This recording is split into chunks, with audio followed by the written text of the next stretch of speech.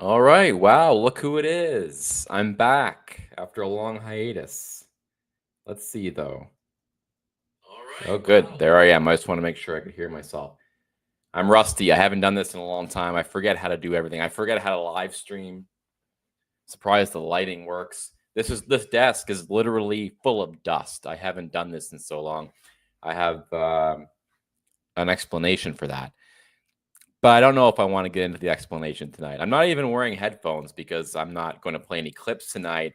What I do want to do, and I know, by the way, that 11:30 p.m. on a Saturday night, not the best time to do a live stream, although I do see we have some viewers. So on X and on YouTube, please subscribe to me on YouTube, Florida Millennial. Please follow me on X.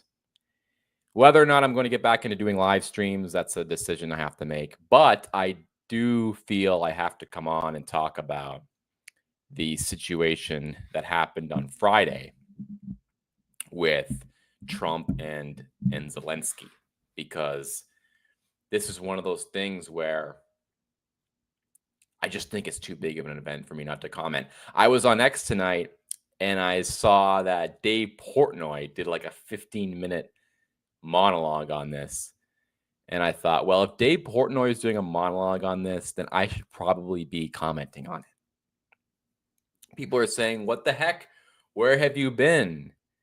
Where have you been, Florida Millennial? We were watching you all throughout the election cycle, and then Trump won, and it's like you just gave up. You're like, my work is done here. And to be honest, I kind of feel that way. I kind of feel like, all the hours I live streamed going back to the year. Well, my first stream was 2019, and into COVID is when I started. So it's kind of like, yeah, we came on here to do a job, and that was to get Trump back in. And now he's back in, and it's like, what do we do now?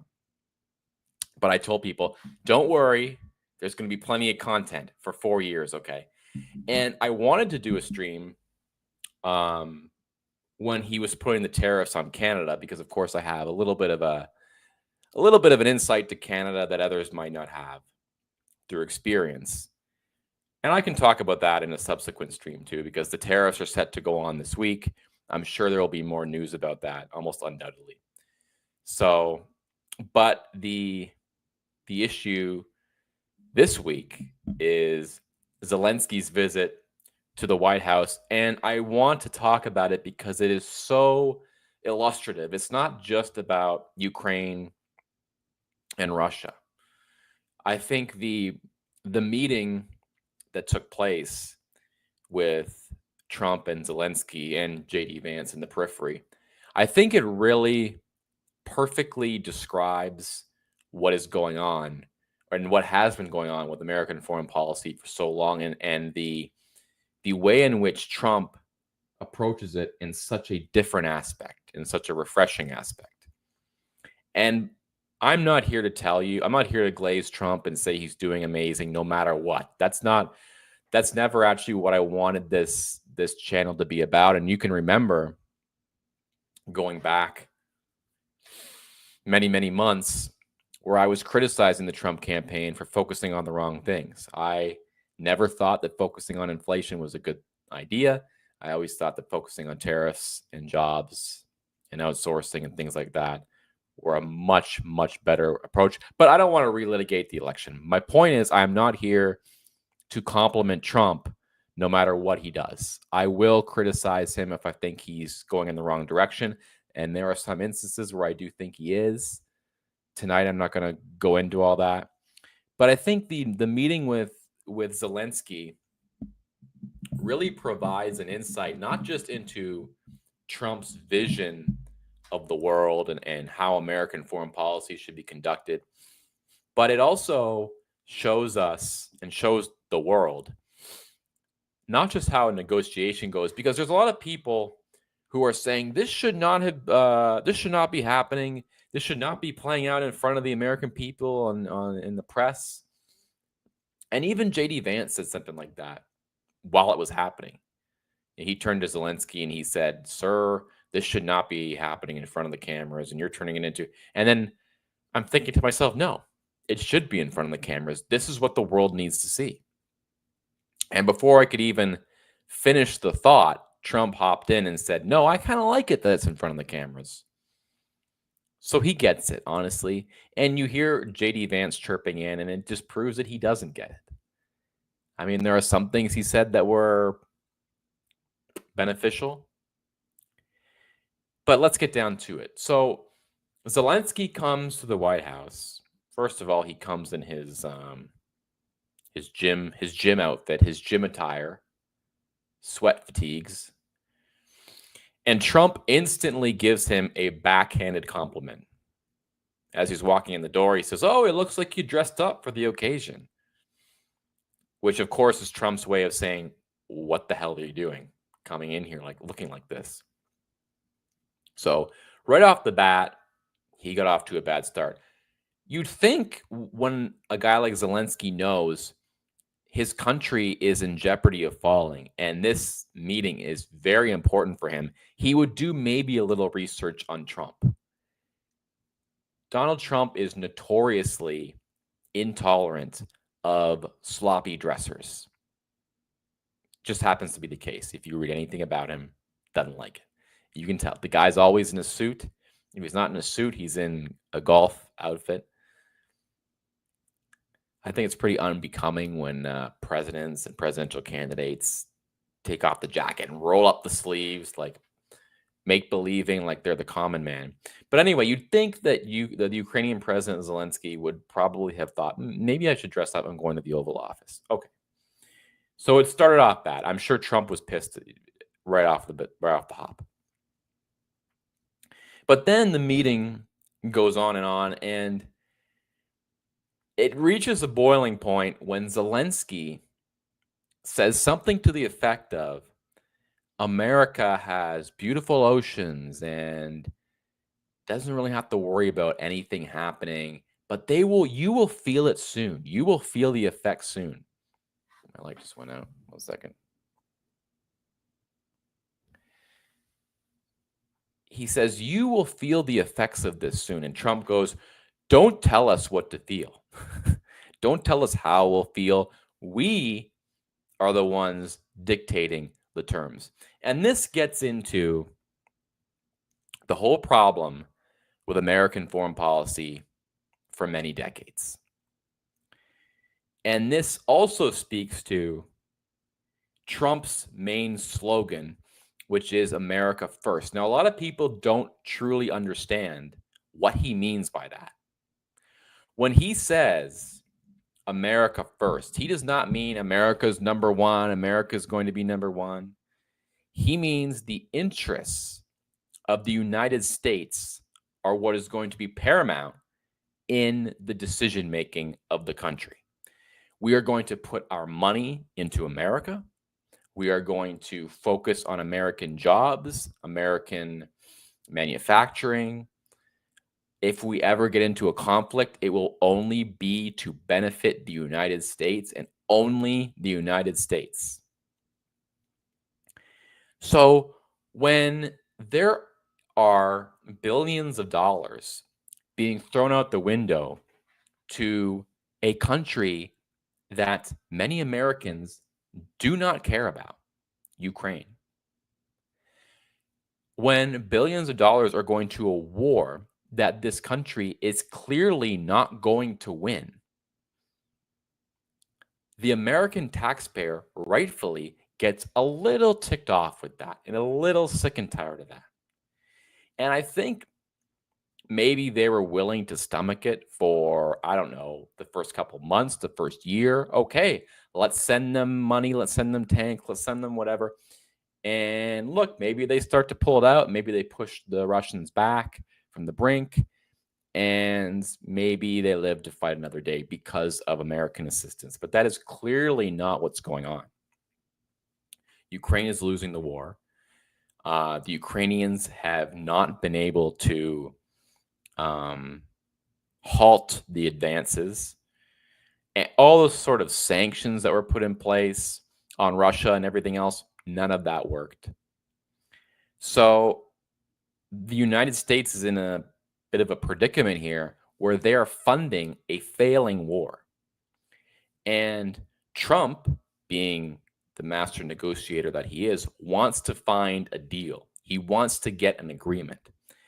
And the first way he's going to try and get that agreement is he is going to tell Zelenskyy to settle for a peace deal because the country is losing the war and it's unsustainable.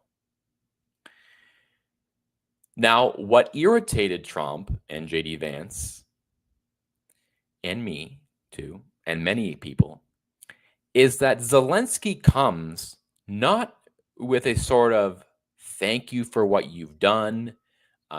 We are eternally grateful.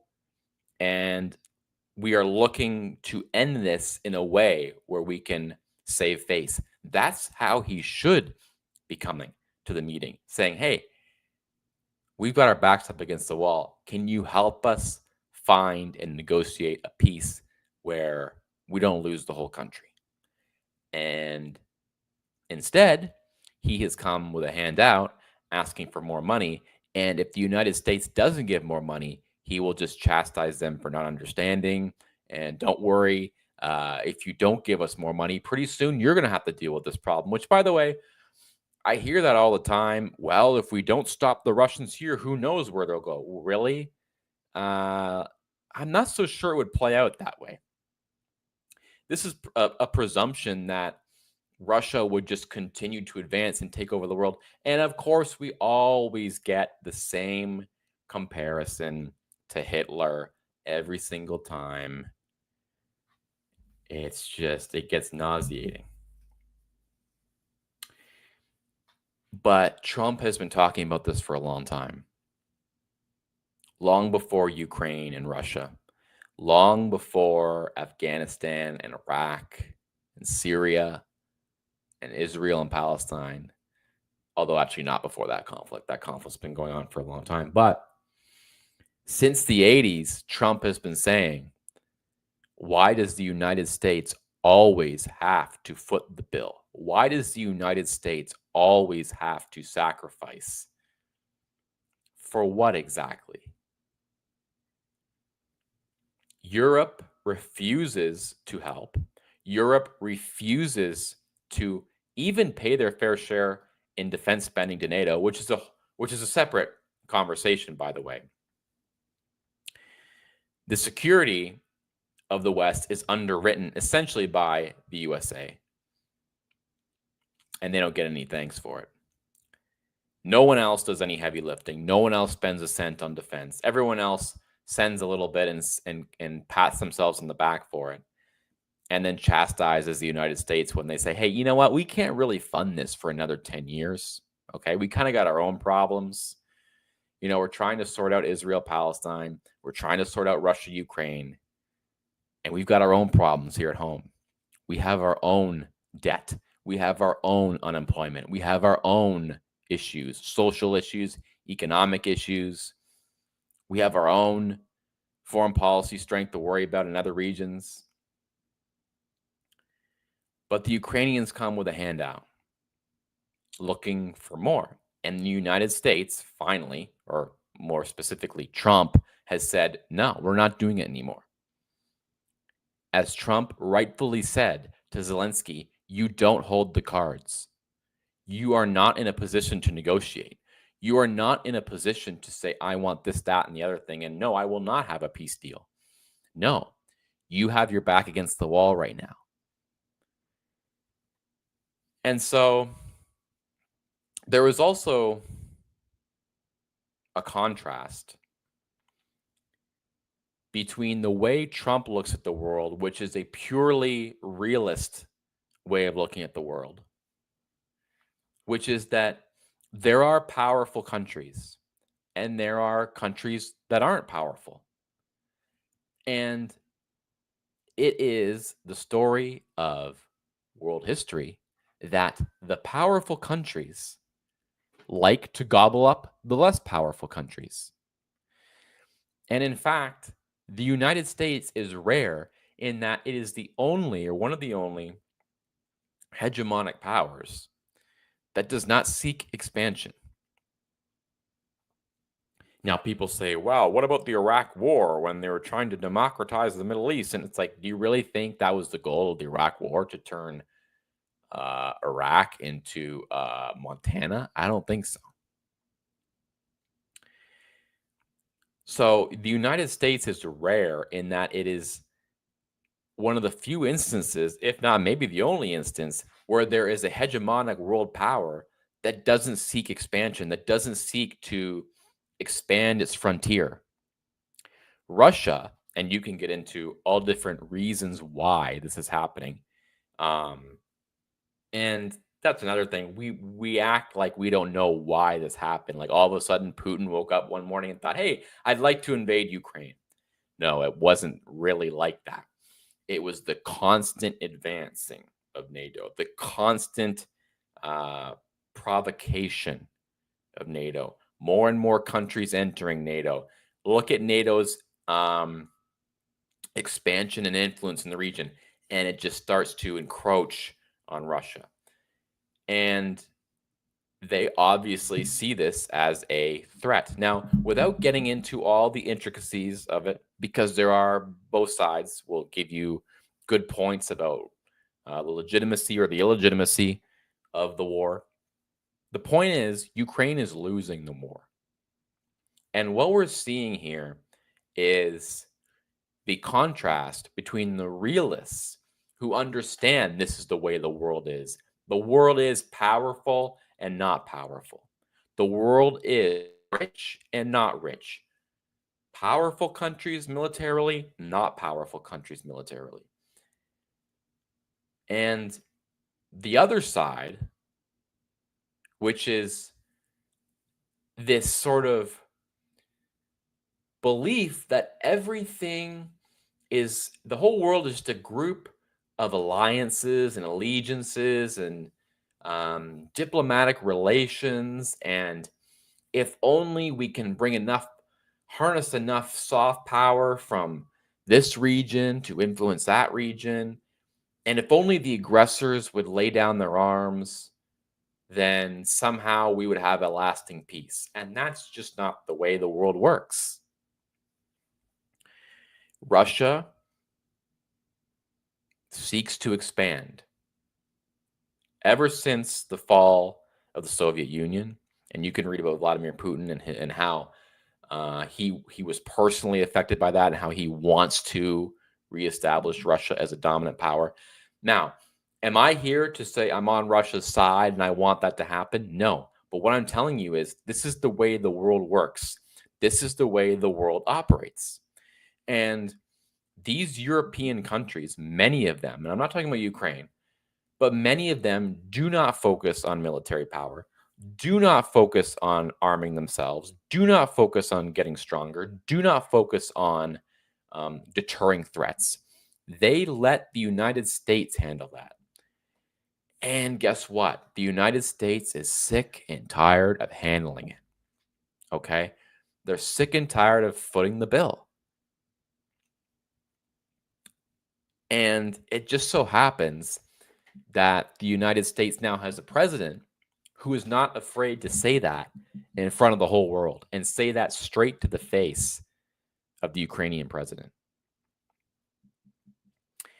And so what we're seeing is a showdown between one side, the United States, who has been supporting a losing effort for way too long, and the other side, who will not settle for anything less than perpetual war. They didn't start the war, but that's kind of the point. Usually, the side that starts the war wins the war because usually the side that starts the war knows they have the power to win. Ukraine cannot win this war. There can only be some kind of negotiation. And that's what Trump is trying to get done. But Zelenskyy doesn't want any part of that because he believes that the longer this war goes on, maybe the better chance they have of winning it, possibly. Or maybe it's about the constant money flow from America. And this kind of gets into my my second thought about this, if you will, my second separate commentary about this,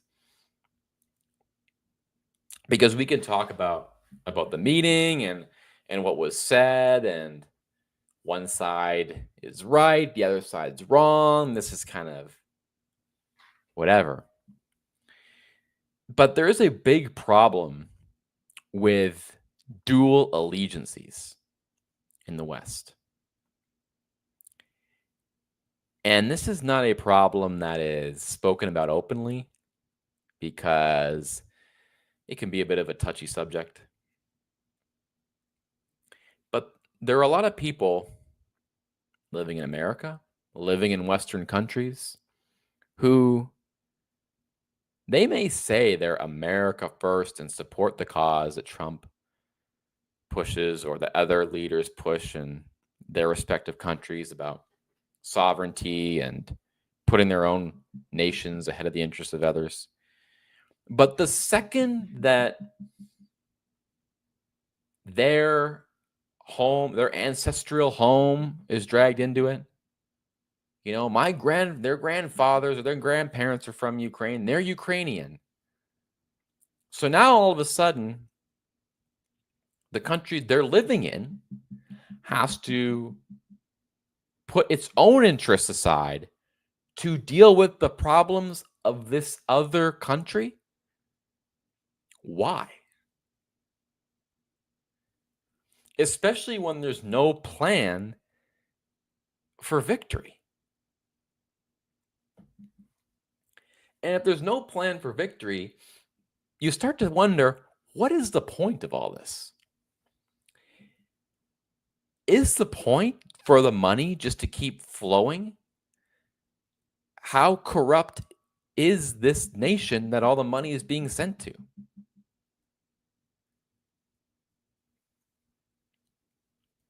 And this is the way American foreign policy has been conducted for many, many decades. And that is putting the interests of everybody else before the interests of America. We will send billions to Ukraine, billions to Israel, billions to Syria, to Iraq, to Afghanistan, on and on and on and on. And what happens to the people here?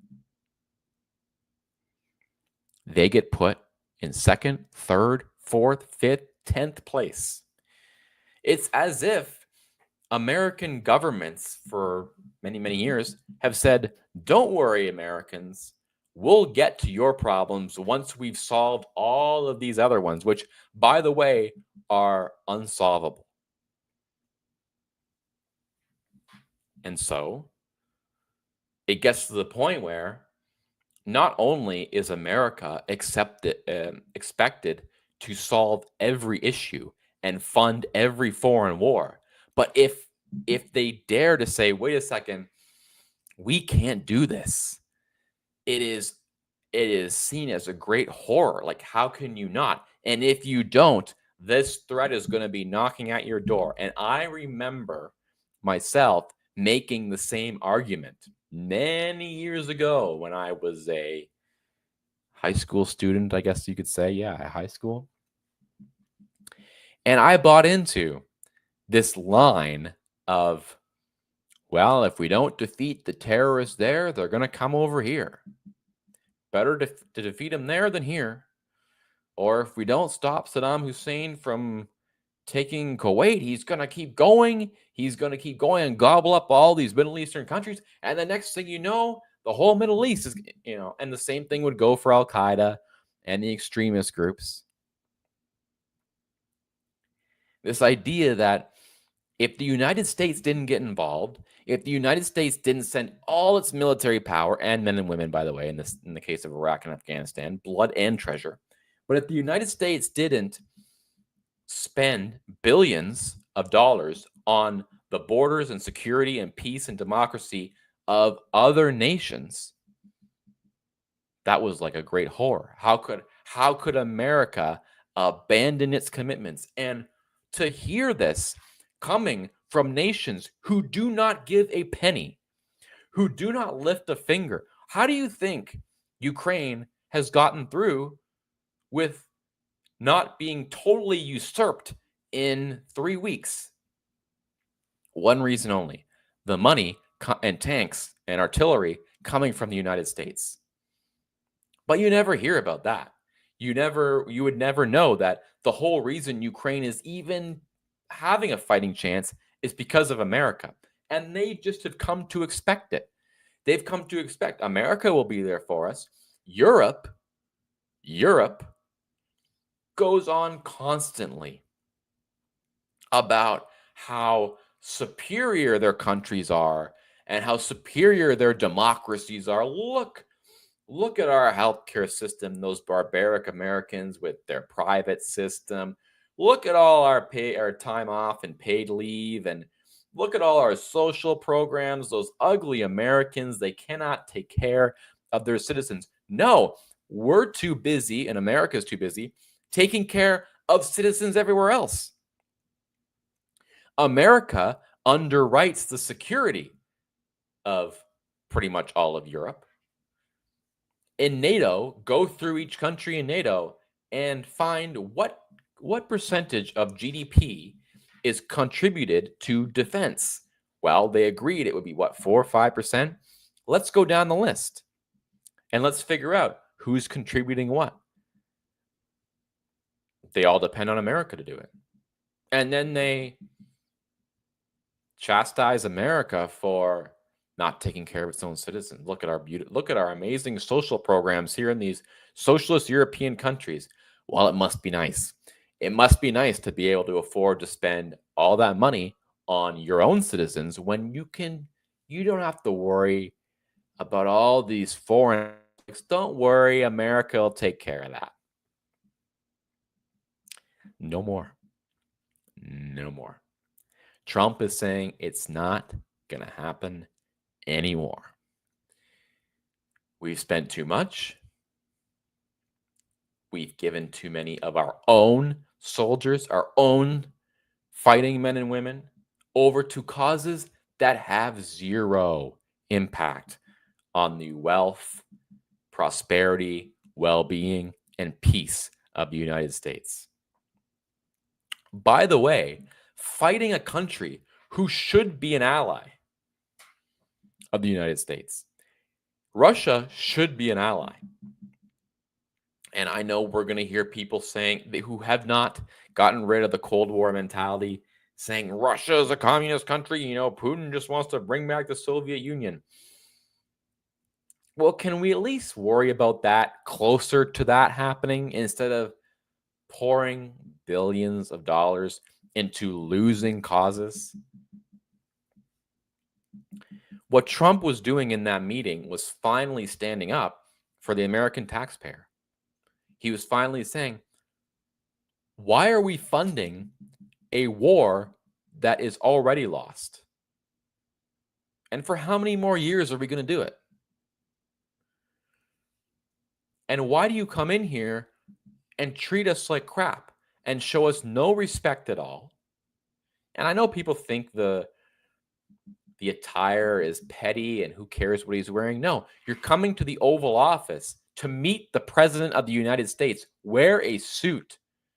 Put on a collared shirt. You're not on the front lines. Show some respect. You would dress better to go get a loan from a bank. You would dress more to go get a line of credit to open a lemonade stand than you do to go to the President of the United States to ask him for billions of dollars, by the way, for your war effort that's a losing effort.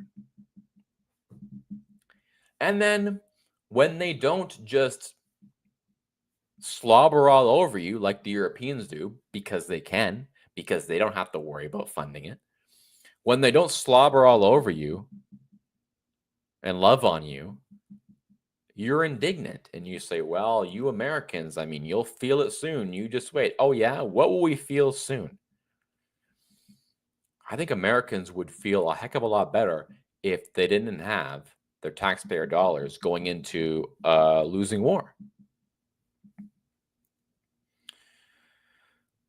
So, what happened to America first? America first means we worry about the United States first.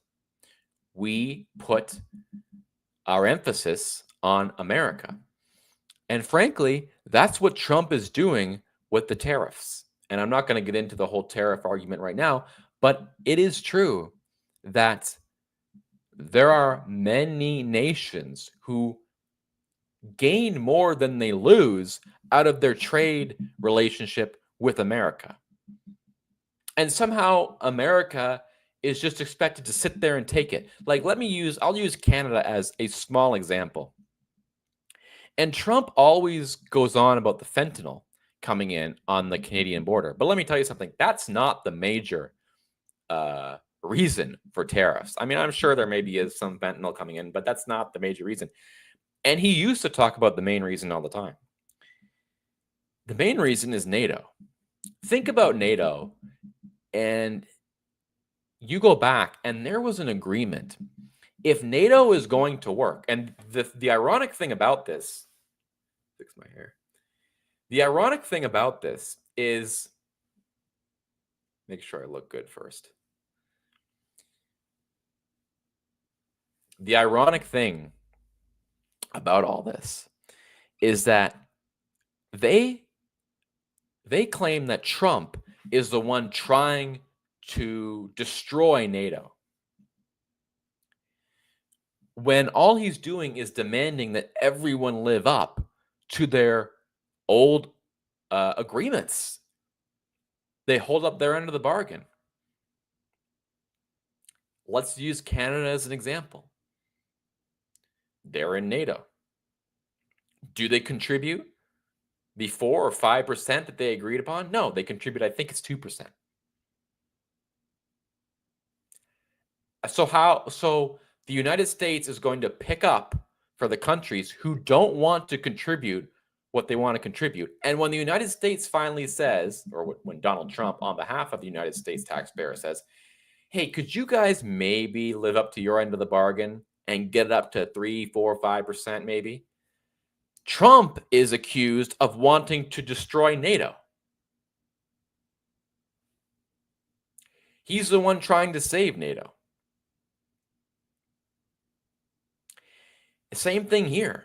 When Trump is trying to come to an agreement and Trump is trying to bring together a peace deal with Ukraine and Russia, he is the one who's said to be trying to destroy the whole thing. No, he's trying to fix the whole thing. Zelenskyy is the one who wants to continue with the perpetual war. And yeah, okay, look, his country was invaded. It wasn't his fault, of course. We know this. There is a long discussion you could have about all the things that happened in the years previous, but we won't get into that right now. But there are very important things to discuss, which are never discussed, by the way, in mainstream news or in the Washington Post or anywhere like that. We never discuss the fact that there has been not kinetic aggression, but other kinds of aggression in terms of the expansion around Russia and the acceptance. You can go and look, George W. Bush pushing for countries to become NATO members, isolating Russia. But we won't get into all that. Obviously, Zelenskyy did not start the war, but as I said earlier, rarely do the losers of wars start the war. He's losing this war, and the United States is getting screwed. The United States is having to fund everything. So, number one, America creates hostilities with Russia. And number two, America gets nothing out of it. So how long more is that going to go on for? And Trump, being the negotiator that he is trying to finally tell Zelenskyy, enough. Enough is enough. This has gone on for too long. The American taxpayer is not going to fund a war in Ukraine any longer.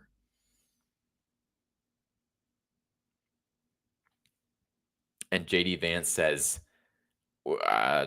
sir, we should not be fighting this out in front of the cameras. Why not? Why not? And if you look at the whole meeting, Trump said something to the effect of, "I'm glad it's gone on this long because we finally got to see some of the truth and the emotions came out." And that's exactly right. And I'm starting to wonder if maybe Trump let it go on long enough so that he could finally get Zelensky to say what he probably says in private all the time in front of the cameras. And he finally did. He spilled it. He finally cracked. And he said, "America, you have oceans, you have this, you're going to feel it soon." First of all, what does that mean? Russia's going to invade America? I don't understand. This is like when we used to hear neocons say, "Well, we better fight the terrorists over there before they come over here." What do you think? What do you think? Iraq's gonna invade the United States? Like, what is this? Same thing with Iran. So, look, it's like America is just done with this. We're just done funding stupid crap, both here and abroad. But more importantly, abroad. Why are we spending billions of dollars on a country most Americans cannot locate on a map? And that's not a slight against Americans. It's just, because people like to say that, oh, Americans can't name this country on a map. It's more saying this country has no connection to the United States at all. Why are we spending billions of dollars on it? We have homeless vets here on the street. So it's just so insulting. And the thing that's even worse, I mean, Zelensky coming out with his hand open and his hand out is bad enough. But it's a little more understandable. It's these other European nations and the Canadians and blah, blah, blah, who have the gall to say that America is abandoning its allies. America is the only country who has been keeping this going. America is the only reason why Ukraine wasn't turned into the Kremlin in 2 weeks. And I think Trump said something to that effect.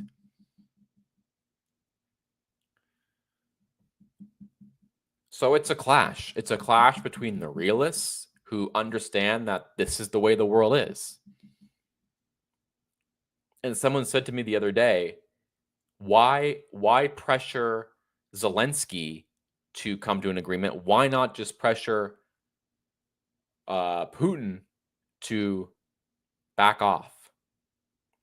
Well, if you say that, you do not understand the dynamics of the world and geopolitics. I mean, the world is made up of powerful nations and not powerful nations. Some nations take that seriously. There is a famous clip, by the way. I said I wasn't going to play a clip tonight, so I didn't put any earphones on. By the way, I see lots of people commenting. Thank you very much. I'm going to read all the comments. Please subscribe to my YouTube channel, The Florida Millennial, and follow me on X. I haven't done any streams lately, and I apologize, but I have good reason. I will explain. But thank you for watching, and I'm gonna try and read every single comment when I'm done with my diatribe. But there's a great clip somewhere of Vladimir Putin. He's telling a story about, I can't remember how it goes, but it's something to do with a house being robbed and the robbers come in and rape everything and steal watches. How does it go? Basically, I wish I could remember how the story went. Someone can help me out and post the clip, I'm sure, if you know. But I'm going to go try and find it. But he uses this little story as a way to explain that some countries take defense seriously. Some countries spend a lot of money on the military. Some countries spend a lot of money on tanks and on weapons and artillery and aircraft carriers. And they take seriously their economy is growing because they know the economy has to fund those things. And other nations don't take them very seriously. And the nations that don't take them very seriously put themselves at enormous risk, obviously. But the reason there are so many nations, and I feel like I'm explaining things everyone already knows, but maybe it bears repeating, especially in contexts like this. There are so many nations in the West who do not take their defense seriously because they just assume America will be there to take care of it. And it would be one thing if the United States was giving all this money, making all these sacrifices, sending all these men and women overseas, and these other nations were very grateful. And they paid America back in some fashion.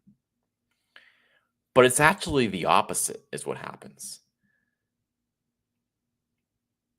There is nothing but contempt. There is nothing but elite snobbery. There is nothing but condescension. There is nothing but, maybe condescension is the wrong word. There's nothing but hostility and bitterness toward the United States, even after they've taken care of everything. It reminds me of like maybe some kind of spoiled children or something, like young adults who their parents just fund their lavish lifestyles and they get no thanks for it.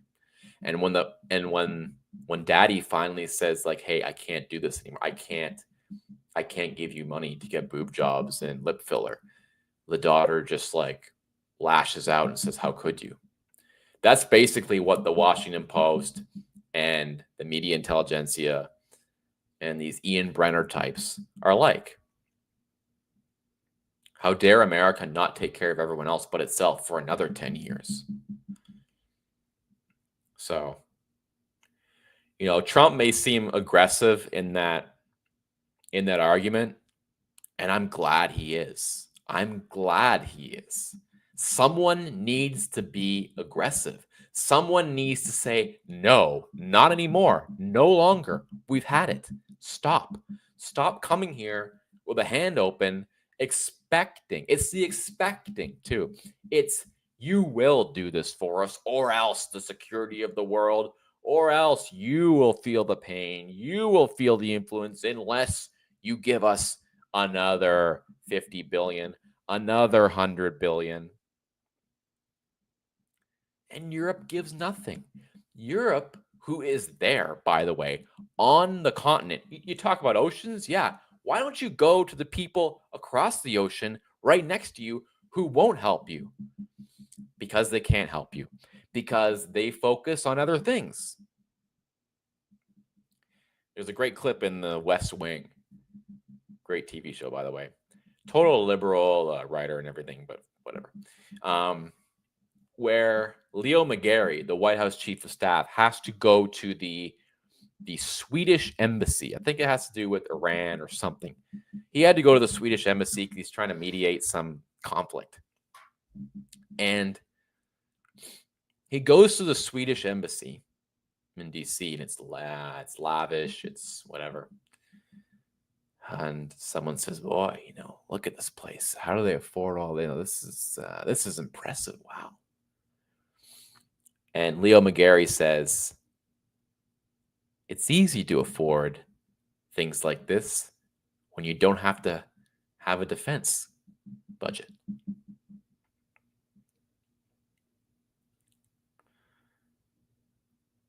So, if it is the fact that Ukraine can survive on its own, and there are other nations we'll talk about who say, oh, we could survive on our own. Well, let's pull all the funding and see how long they survive. Same thing with tariffs, by the way. Exact same thing going on with tariffs. Trump saying, you guys get more out of this relationship than we do. You don't pay anything to NATO. You don't contribute anything. We do everything. We do all the heavy lifting, and you do nothing but criticize us, and we're done doing that anymore. Okay? Pay up. Time to pay up. he's defending the American taxpayer. And in my opinion, Americans should be very grateful that he's doing that. Somebody has to do it. If you are the average American out there working your ass off every day, and you see your money being poured in to a losing war for, how long has this been going on for? What, since 2022? It's been going on for 3 years. Remember, it started in February 2022, right? Or was it 2021? No, it was 2022. February 2022, this thing started. There's been no progress. There's been hardly any good news out of there for Ukraine. And America just continues to send. Blindly continues to send money. All right, so that's that. I'm going to read your comments in a second.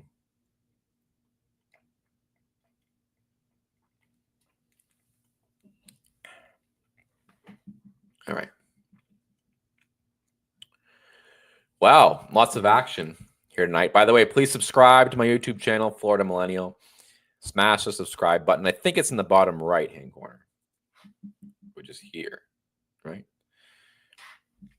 Put on the notification bell. My hair is going crazy tonight. All right. Give me 1 second here.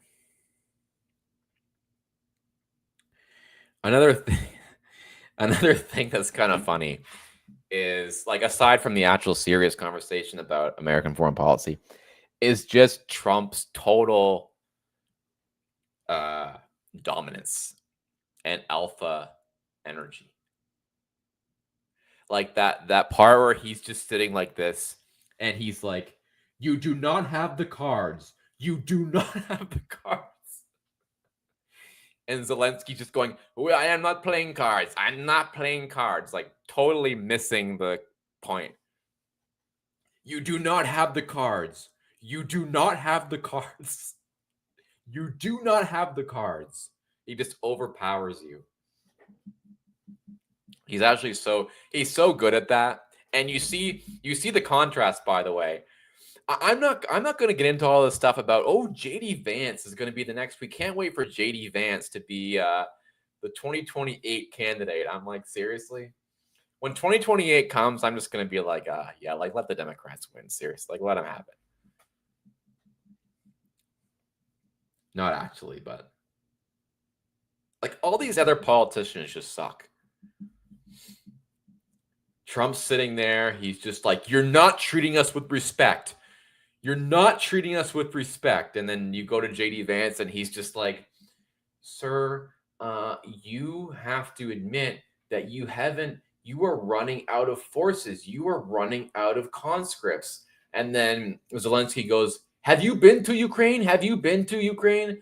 And JD goes, no, I haven't, but I've seen many things. It's like, really? That's your answer? Like, Trump was probably looking at that thinking, what, it only took him 30 seconds to get himself into a total rhetorical pickle here. I got to step back in. And then yesterday we see DeSantis saying he doesn't want the Tate brothers here. Like, seriously? Like, this is your Republican Party?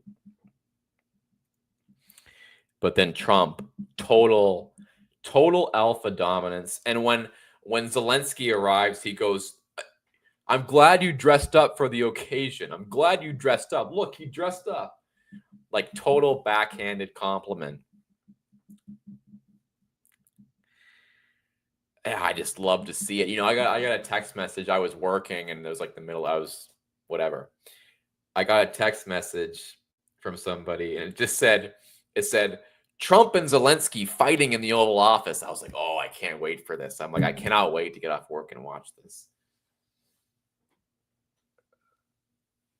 And I was seeing clips, by the way. I went to look at a clip and I was at the airport and it's so loud and I can't hear anything. And all I can see, I can't hear anything. And I don't want to be like one of those people who turns up the volume on their phone when they're watching a clip. Like, that's a whole other rant. I'll be in a line waiting for something, and someone's behind me, and all you hear is dun dun dun dun dun dun dun dun dun dun dun dun. And it's like, bro, can you please turn down your phone? Like, we don't all have to. And they're going through reels, like each one of them, right? One of my real pet peeves. One time I was coming back from Colombia. Don't ask. I was coming back from Colombia, going back through the American customs line, and there was a guy behind me, and I'm telling you, I had to pray. I had to keep praying to Jesus to tell me, do not say anything. Do not say anything. Because think of it. I know now I've gone into a total different rant. I'm going to tell you about watching the video, though. I'm in a customs line. This guy behind me is playing TikToks with the volume blasting. You just gotten off a flight. It's late. I'm already like, and this guy's just blasting his TikToks, and you can't go anywhere because you're in the line. I can't go. I can't step out. I can't sit down and plug my ears because that would just be weird. So I'm forced to endure this. And I was so close to turning around being like, hey, do you mind? Like, we're all kind of around you here, like, we don't need to hear these TikToks at max volume. So I didn't want to be one of those people to to be playing Zelensky and Trump's interaction. So all I saw was Trump going like this. And I'm like, this is going to be fantastic. This is going to be the best thing since him and Schumer. Remember him and Schumer when Schumer was like this, like crouched down? But Vance screwed the pooch with the conversation. Should have kept his damn mouth shut. Yeah, seriously, like. And when he did say stuff, it didn't even make sense. The only good thing that Vance said was like, you should be here thanking us. That he was right about that. But he just doesn't say it with the same energy Trump does and the same dominance. So, like at one point, Vance said, he said something like he criticized Zelensky for wanting to fight this out in front of the cameras. And I'm like, no, this is great. This should be fought out in front of the cameras. The American people should know what this guy's all about. Like, we should be able to see. And it's nice to see, by the way, too. It's nice to see our president going to bat for us for once in a while. It's nice to have a president who's trying to look out for the taxpayer and say, hey, wait a second, we're not going to fund this boondoggle anymore. So it was great, honestly. It was amazing. When people ask me about it, I just say, I wish Trump had been more aggressive. Kicked him out of the White House. And look, I am not like one of these people who's like wants Ukraine to lose the war. It's terrible, the destruction. It's terrible that people have lost their whole homes and neighborhoods and whatever. And yeah, look, I feel for the president of Ukraine, whose country is just getting completely obliterated. But you need to know, you need to have some sort of sense of, wait, this cannot go on any longer. At some point, if you're Zelensky and you won't settle for a peace deal, you are the one causing problems. You are the one putting your own citizens at risk. And then with Trump going, you're going to cause World War III. World War III. I mean, sorry, no complaints on this end. No complaints at all on this end. Okay, I'm going to read your comments because they're piling up. And if I don't start reading them now, then we'll never get to them. But one more time, please subscribe if you haven't already. Bottom right corner, hit subscribe, hit the bell so you know when I go live. Even though I haven't gone live in a long time, trust me, I have a good excuse. I do. I have a very good excuse, which I don't want to talk about right now, but okay. David Chapman. Look, if anyone I have to apologize to, it's him, because I was supposed to be on his show earlier in the year and I never did. But he says Europe has hated America since World War II. That's true. Even after even after the U.S. Allowed them to pay their debt back and like take it like 65 years to do it. John Q something says John QQ. They do it for global dominance. DJ Cyber says China is the real enemy. True, I guess, in a way. China is a communistic country, yet we buy their goods every day at our stores. Yeah, well, I think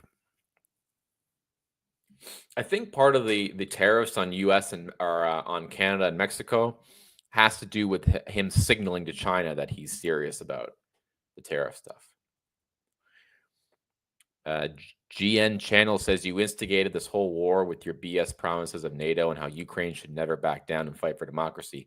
Now you are whining it's too expensive. You are slimy hypocrites. Well, when you say you, are you saying like the American government instigated this war with promises of NATO? I agree with that, but that's not me. That's the U.S. government, the U.S. globalist government who we didn't vote for and we didn't want in.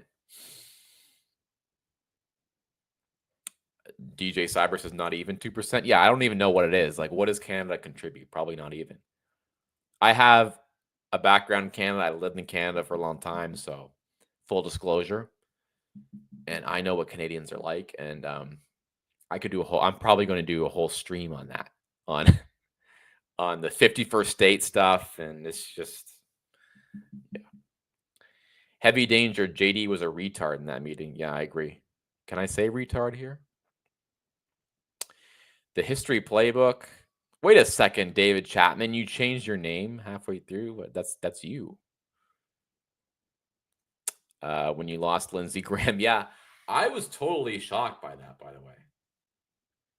Because if you go and watch Lindsey Graham's comments, I think this was this outside the White House or outside the Capitol or something? When you watch Lindsey Graham's comments about this, he starts off as though he starts off and he goes, "What a disaster." And I thought, "Uh-oh, here we go. He's going to say like Trump is just out of control." But no, then he just went straight into Zelenskyy. It's like, yeah, exactly. When the biggest neocon on earth thinks that like you're asking a little too much, yeah.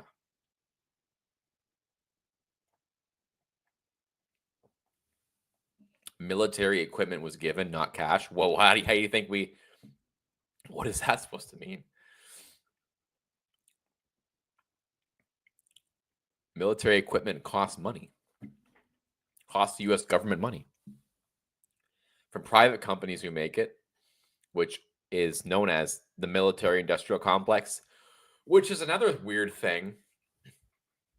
Like, I'll give you an example. I have all of a sudden now liberals love the military industrial complex. Those of us who are old enough to remember, and I know I don't look very old, but I was around in the Bush years. And I can remember, and I'll give you a great example of this. There was a girl I knew. You never like to start a story that way on a live stream. There was a girl I knew once. There was a girl I knew, and I still do. Like I follow her on social media and whatever because whatever. No romantic interest at all. Just to clear that up. But she has always been like a super leftist, and she would rage at George W. Bush for starting the Iraq War. And, America is just this imperial power, military industrial complex, Halliburton. We remember all that. We didn't hear the end. We could never stop hearing enough of all that, right? America's just getting involved in everyone else's business. And it's all about the military contractors and blah, blah, blah, blah.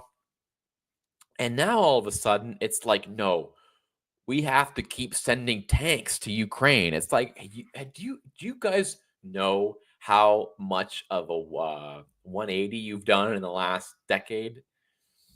Crazy. I guess it's not a decade, probably 2 decades now, right? Damn, I'm getting old. But yeah, remember all those people, military industrial complex people.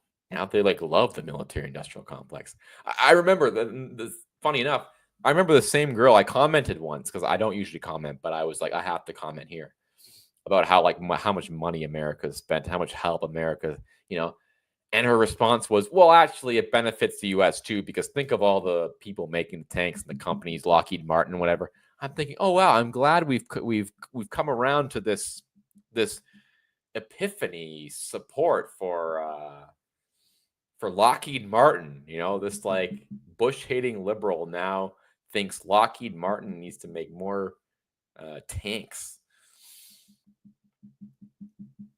Maybe not Lockheed Martin. I'm just using that as an example, but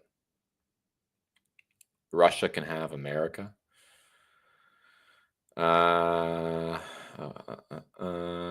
No money was given. Stop lying. Okay, yeah. Yeah, no, I'm sure America has given no money to Ukraine the whole time. It's because Trump provided Ukraine with American military equipment during his last term, without which Ukraine would have lost in less than a week. Exactly. Exactly right.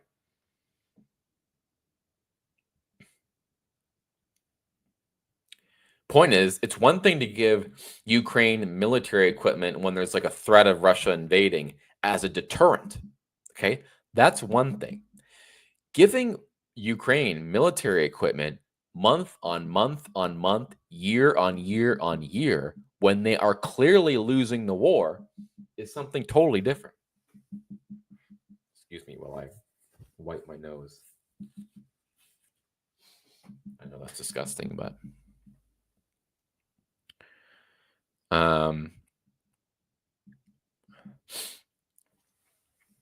Jesse76 says Trump doesn't want people thinking taking Gaza is bad, so they're letting Russia take Ukraine.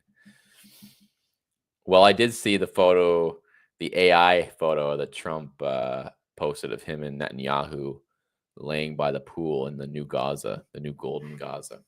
Look, by the way, I feel the same way about other nations, not naming any specific ones, but America kind of supports them a little too much. Just saying. That's a topic for another show. I don't want to get banned from YouTube either. How much do they pay for the propaganda?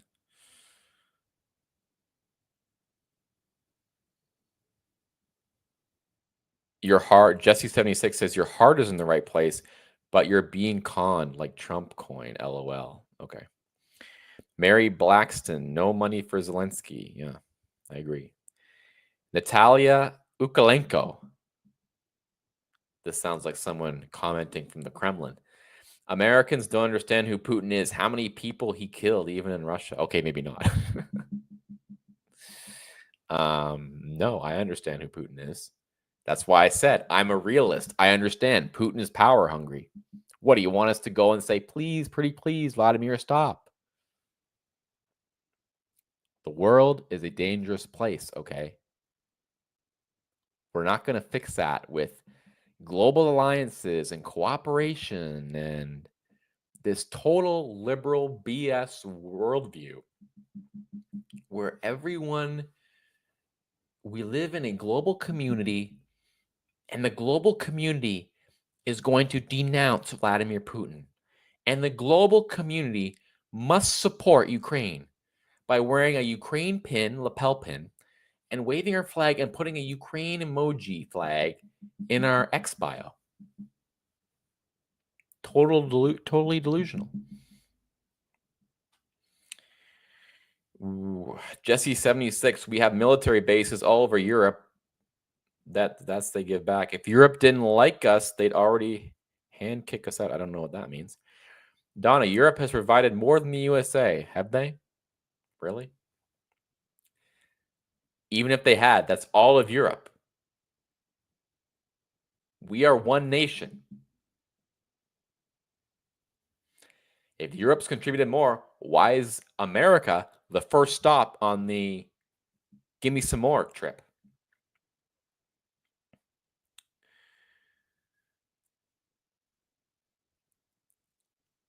Mary Blackston, America gave $350 billion to Zelenskyy in military equipment. Bobby Johnson, let Russia have Europe. Would Russia or would Europe be so different if Russia controlled it all? I don't know. Cal McCunna says to Bobby Johnson, why do you want to give away other people's countries to mass murdering dictators like Putler, whose soldiers torture, rape, and murder innocent civilians? Yeah. Mary Blackson, the USA gave 3 times what the UK gave. Exactly. Kale McCullough, now I'm like reading conversations within the chat. Do you think it's a good thing NATO allowed Russia to level Aleppo in the Syrian civil war? Mary Blackson, Europe did not give more than the US. Correct. Bobby Johnson, yep, I do not care about Syria. Correct. Most Americans do not care about all these countries we give billions of dollars to. And you cannot make the argument, well, you better care because pretty soon it's going to reach our shores. No, it's not. The way it would reach our shores, it more likely is through immigration, not through some kind of global military conflict.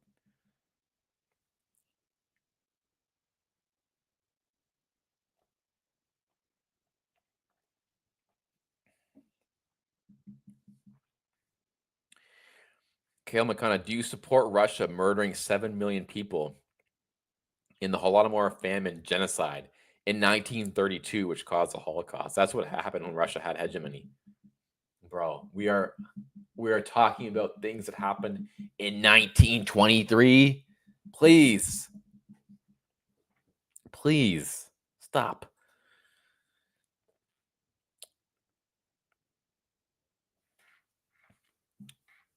Wow.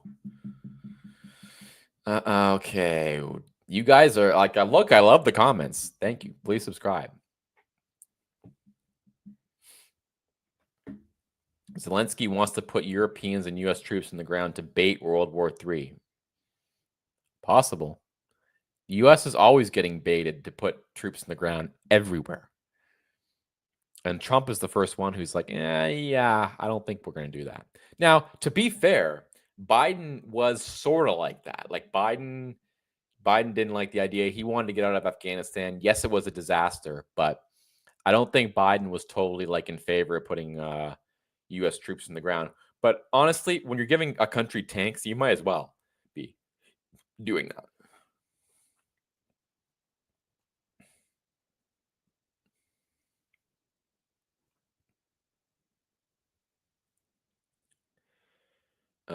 Donna says Bush did start the war in Iraq. Okay, I don't know what that means. Mad Dog Steve says, F, this guy's hopeless. Hopless, actually. He said, I am hopless, not hopeless. CCTV, UK and Canada want to send troops to Ukraine. They want to send $300 billion. That's less than the US subsidizes them. LMAO, Zelenskyy goes to Europe and Canada for help, but they can't even pay their bills. Exactly right. America will pay. And by the way, America will pay, so Canada doesn't have to, but Canadians will boo the American national anthem. Figure that one out. I have it figured out, actually. I know, because I know Canadians better than anybody else. Believe me. That's for another stream, though. That's a whole other stream. Ukraine is not, Kale McCunna says, Ukraine is not losing. Russia is going to collapse in the next year. And at this rate, it will take them 6 years to take the Donbass. They can't. Only if Trump lifts sanctions and has a ceasefire. Ukraine is not losing? CCTV says Ukraine already lost. Kale McConnell, you're a bad faith actor if you're coming to the table accusing Ukraine of stealing and being warmongers when you just want Putin to win, or a ceasefire now that benefits Putin. Yeah, a ceasefire now that benefits Putin, but it also benefits Ukraine because the war will stop. And you might say, well, there'll be a ceasefire, and in another 4 years, Putin will want to advance again. Yeah, but you know what? The best case scenario right now is no war for the next 4 years. We can figure that out later, but for now, this war has gone on long enough. We don't want to be a part of it anymore. We don't want to be funding it anymore.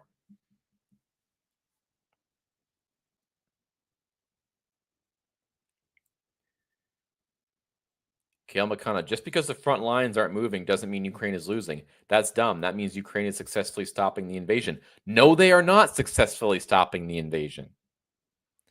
Russia will stay for as long as they need to. They will stay for 10 more years if they have to. America cannot afford to fight someone else's war for 10 more years. Sorry, not going to happen. Ukraine is warmongers because when offered peace, they want to put Europeans and want payback and revenge. The history playbook, also known as David Chapman. I almost forgot his name. Nations act in their own interest. Yes, exactly. This whole, again, this is just this, like, I don't want to call it a liberal worldview. It's more of a liberal attitude towards the world. This idea that everyone is naturally cooperative and we kind of all just got to get along, and Putin's just a bad guy. Why does he want so much? He just wants power. You hear people say that all the time. He just wants power. It's like, yeah. You know, I saw a post the other day about Trump. I actually saw it on Facebook.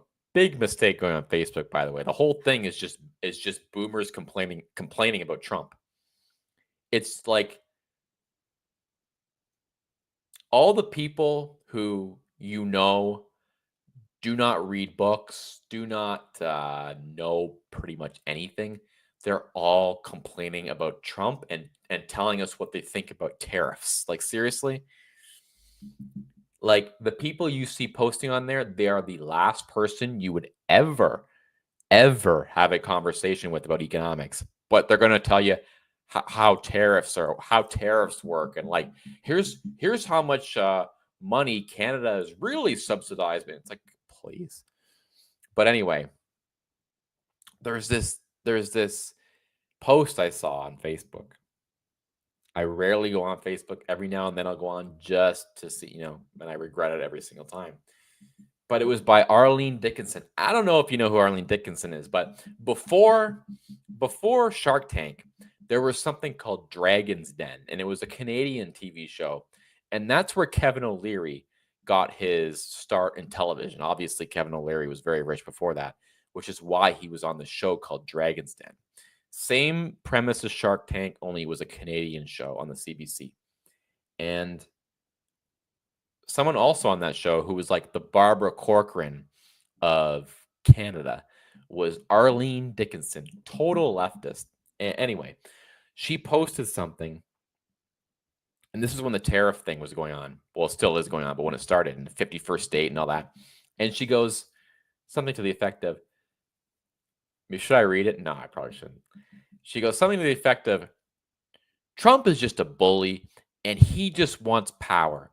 The only thing he's concerned with is strength, power, and dominance. And I'm like, yeah. Like, why are you saying that as though that is like an epiphany? Are you giving us an original point here? Sort of like when people, like, you'll be sitting at your family gathering and someone will say something like, these CEOs, all they care about is money. All they care about, bottom line. And you're like, yeah, that's kind of their job description. Like, people are saying this, like, first of all, like it's a bad thing. Second, as though they're telling you something so profound. Like, all Trump cares about is American power. It's like, yeah, he's president of the United States. I would hope that's what he's concerned about. It's like, we have gone so off the globalist cliff that when a leader comes in and cares about his own country, it's like, oh my gosh, like, this guy, can you believe it? All he cares about is America. Can you imagine? The American president cares about America. Oh, whoa. Like, we got to stop this.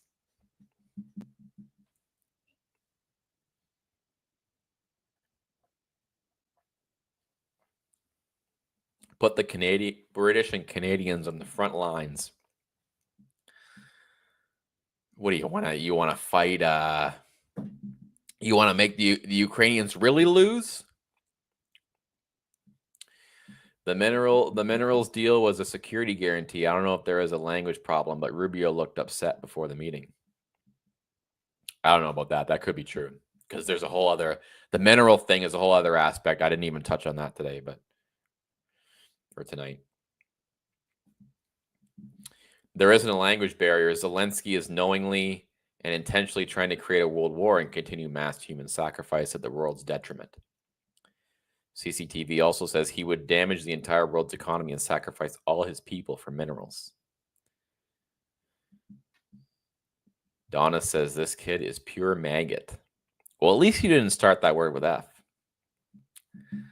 CCTV, how do they believe they tariff crap backwards? They just believe everything backwards. Some people are just evil. Colton Mallet says, why are Democrats so... I'm not even going to say that word because I'm not sure I'm allowed to.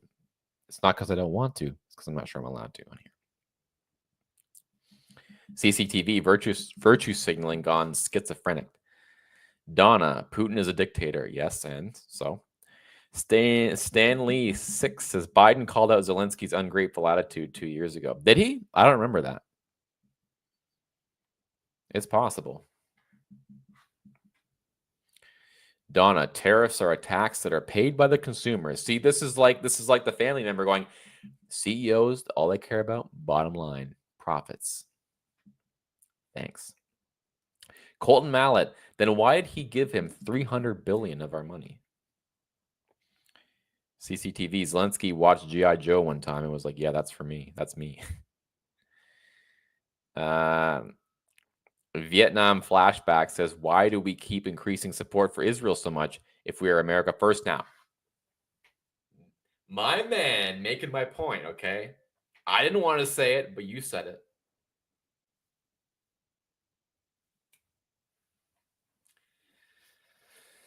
Yeah. We should probably be asking that question, shouldn't we?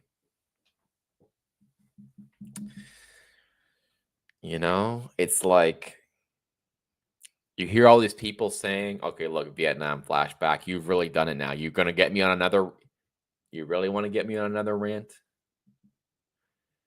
We hear about, can you believe it? Trump has won over Zuckerberg and Bezos and what's the hedge fund guy's name? Come on. Private equity guy who's for Trump now. He's won over all these people. He's brought them all over to his side. I don't know. Has he or have they brought him over to their side? I don't know. I'm just asking some questions here. Richard Warner, Trump and Vance betrayed all of America with their hissy fit. Now it's about time someone has a hissy fit about this. This is worthy of a hissy fit. CCTV takes more steps. They'll ramp up the war if we disobey at this stage. All right. Well, I finally read all of your comments. Keep them coming. I'll always try to read each one of them. Thank you, everybody, for joining tonight. It's an unexpectedly big audience for a Saturday night. Once again, if you're on YouTube, please subscribe to me. Bottom right, hit the subscribe button. Do it, please, right now. Just do it. It won't exit the screen. You can still keep watching. Nothing will happen. You just hit subscribe, and boom, you subscribed. I would love to tell you I'd be here every Friday night, but Saturday night, right? Saturday tonight. But I'm going to try and start live streaming a lot more. I'm going to try and pay back or make good on my promise to be on David Chapman's show, which I was supposed to be at the very beginning. I think what I might do, come to think of this, is Tuesday night, I believe, is the State of the Union. Now, I guess they're calling it a joint session, right? They're calling it a joint session of Congress. So I think what I'm going to do is Tuesday night, I'm going to live stream it. And I think it would be a good time to do some commentary on how I think things have been going so far for the Trump administration, and kind of do a little bit of commentary on that. So, but when I saw that this happened on Friday, I was like, I have to comment on this. And I have so much to say about the tariffs and the 51st state thing. I have so much to say because there's so much there. Because Canadians, like I said, I know them better than anybody. Okay, I lived in Canada. I know what they're like. I know the attitudes up there towards America. I know that there's a lot of envy and bitterness and little brother syndrome. And I mean, how do you think they got Trudeau? I mean, seriously. So, and everybody thinks that the new guy, Poilievre, is going to solve all the problems. Really? No. Never talks about immigration. Never talks about all the issues that really matter. Just talks about carbon tax, BS. Now he's campaigning against Trump. It's just a total mess. Total mess.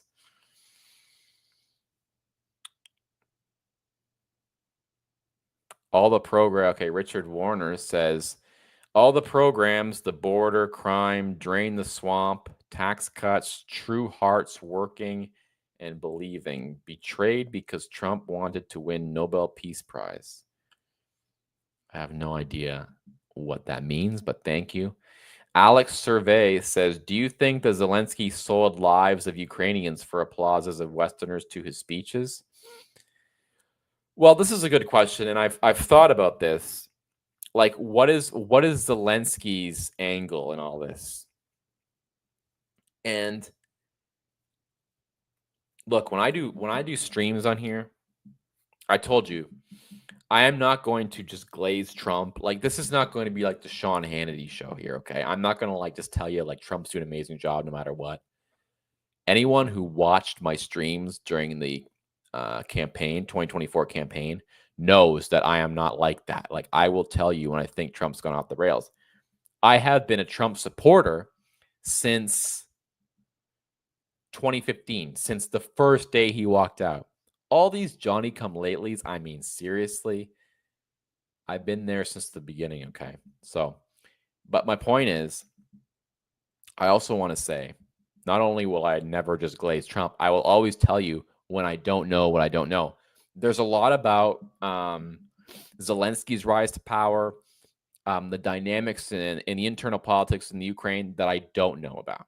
Okay, so that's that. So you're basically, what is Zelensky's angle in all this? Why is he acting in the way he is? And I could really answer that if I know all the details, and I don't know all the details. But here is what I think. Because, for example, I know that Ukraine is a very corrupt nation. I know that Zelensky, his rise to power is very suspicious too. I mean, Trump's calling him a dictator. It's not quite like that, but there is a lot of questions about his path to power. Look, I think there's a part of Zelensky that would like the war to just continue going on and on and on. Why? Well, number one, Zelensky has become a world, I don't want to say famous because he's not doing it for the fame, but he has become such a prominent world leader. And you're right. He goes all over the place. He gets applause. He gets love. But most importantly, he gets cash, okay? He gets money flowing in to his country. Second, if there's no war going on, then I think maybe the internal politics take over, and who knows what his future is like there. But so long as there's a war going on, I think he stays in power. He gains the love and adoration of like globalist nations and globalist media, and so there has to be some incentive in that. On the other hand, his country is being invaded and destroyed. So you can't really say, oh, he's doing it all for fame or he's doing it all for applause. So, I really don't know. I don't know what his angle is. It's like, I don't know. I can tell you what Trump's angle is because I know Trump. I know what he's about. I know his negotiating style. I know how he views the world. I know how he views Zelensky, and I know how he views Putin. And so it's not hard for me to come on here and tell you what Trump's strategy is. And honestly, we can get into more of that. Like, Trump's strategy on tariffs is clear. He's using them as a tool. He's using them as a way to bring these countries to the table and bring them to the table fast. And he's not going to back down on it until he gets changes that he wants out of all these nations. Whether or not he wants tariffs as a permanent economic policy and agenda is a whole other story. But when it comes to what he wants out of the Ukrainian situation, I can tell you Trump wants the war over. Okay. He wants the conflict done because, number one, and most importantly, he doesn't want Americans footing the bill anymore. It's costing America way too much. Second, he likes Putin. Okay. He does admire Putin. And all these conservative media types who tell you, oh, he's been the hardest on Putin. It's like, yeah, he has in some ways, but Trump also respects Putin because Trump respects strength. And Trump respects power, and Trump respects leaders who do what's best for their country and aren't afraid to take bold steps. Now, does that mean Trump is in favor of the invasion? Not necessarily, but I know that Trump sees Zelensky as a bit of a shill. He sees Zelensky as someone who doesn't really necessarily want peace unless he gets everything he wants, and he knows that Zelensky is in no position to be negotiating. He has no leverage. He's losing the war. Putin is winning the war. So Trump knows he can't go to Putin and say, hey, do this, do that, and do the other thing, because Putin is the one winning this war. Zelensky can't do anything. Zelensky has to do what's told of him. And what Trump is going to do is he's going to say, hey, do this or else no more funding. And you already saw Rubio announce yesterday, or was it last night or this morning, that the U.S. is really starting to sever a lot of diplomatic and economic ties with not economic ties, but I forget what the headline said, but the U.S. is starting to guide Ukraine in the direction they want. So, and look, this is also classic Trump negotiation tactic. Walk away from the table to start. Push them, push them, push them. And if they don't do what you want, walk away. And right now, I think that's what you're seeing. When Trump said, hey, Zelensky's not ready for peace, tell him to come back when he's ready for peace. That's Trump walking away. And you're going to see Zelensky come back with something. He already tweeted out, oh, we thank you, Mr. President. Thank you, America. It's like you can already see them starting to sweat. And Trump is pulling back, and he's pulling back hard because that's what he does. That's how he negotiates.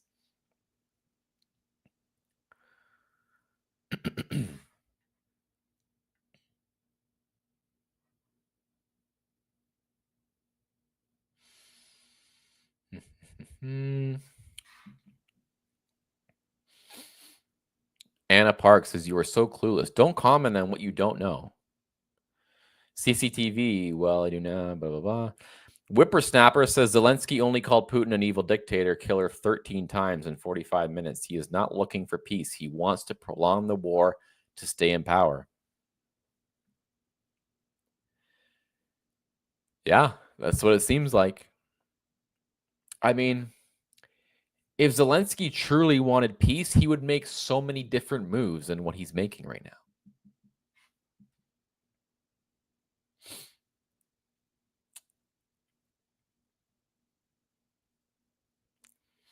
CCTV, it's called projecting. Zelensky was admitting what he is. Anna Park says, go visit Ukraine. No, thanks. The History Playbook, also known as David Chapman, says, being friends with Russia is better than Russia being friends with China. Yeah, honestly, this is the shame of all this too. Russia and America should be allies. No reason for them not to be.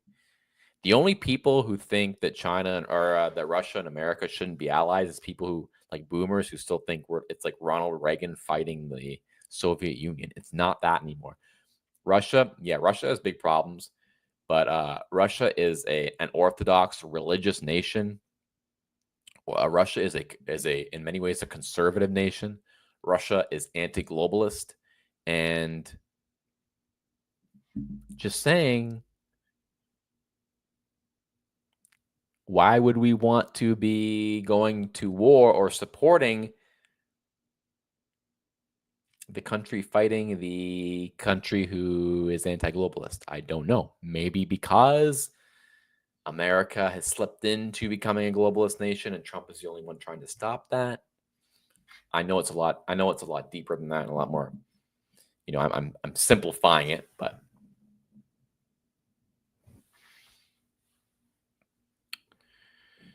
Whippersnapper says he has no cards.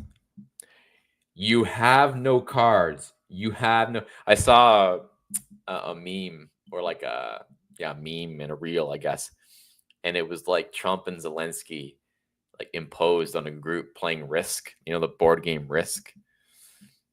And it's like when your family gets together for a board game night, like you have no cards. You have no cards. I know that I go on about this way too much, but the aura that Trump has, like that, when I watched that on yesterday, I was like, this is the Trump we love, like this is it. Like we've gotten too much into Trump with the dancing, and it's like, okay, that's fine. I don't really like dancing Trump as much as I like you have no cards, Trump. Look, he dressed up. Doesn't he look great? He dressed up for the day. Look at him.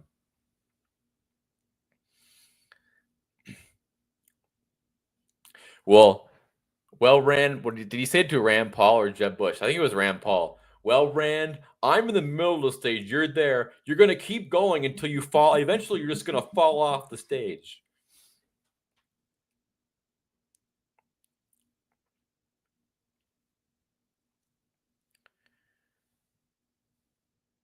Pathetic people. Are you even educated?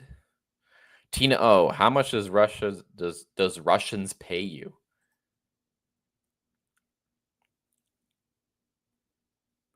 Tina O, how much do Russians pay you to sell yourself to devil? Richard Warner, Russia invades, makes slave states wherever it can. NATO never invaded anyone. Well, NATO never invaded anyone, no. But when you are bringing one more nation into NATO and another nation and another nation, it kind of starts to look like an invasion. It's starting to look like a bit of an encroachment surrounding you, isolating you. I don't know. Not saying it's justifying the invasion of Ukraine, just saying let's not just pretend, as I said earlier, let's not just pretend Putin woke up one morning and was like, what would be really great to invade Ukraine, like just.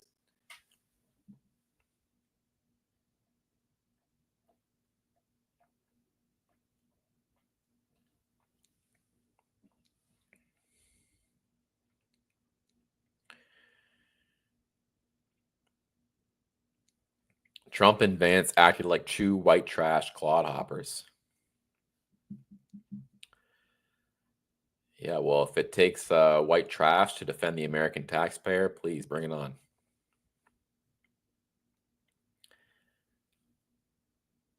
So, yeah, no, look, it's like,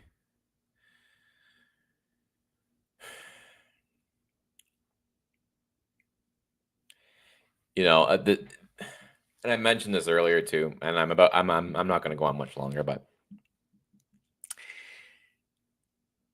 when JD Vance says something to the effect of like the Zelensky's forcing us to like, please don't litigate this in front of the cameras or something, that is old school GOP cuck mentality. Okay. That is like,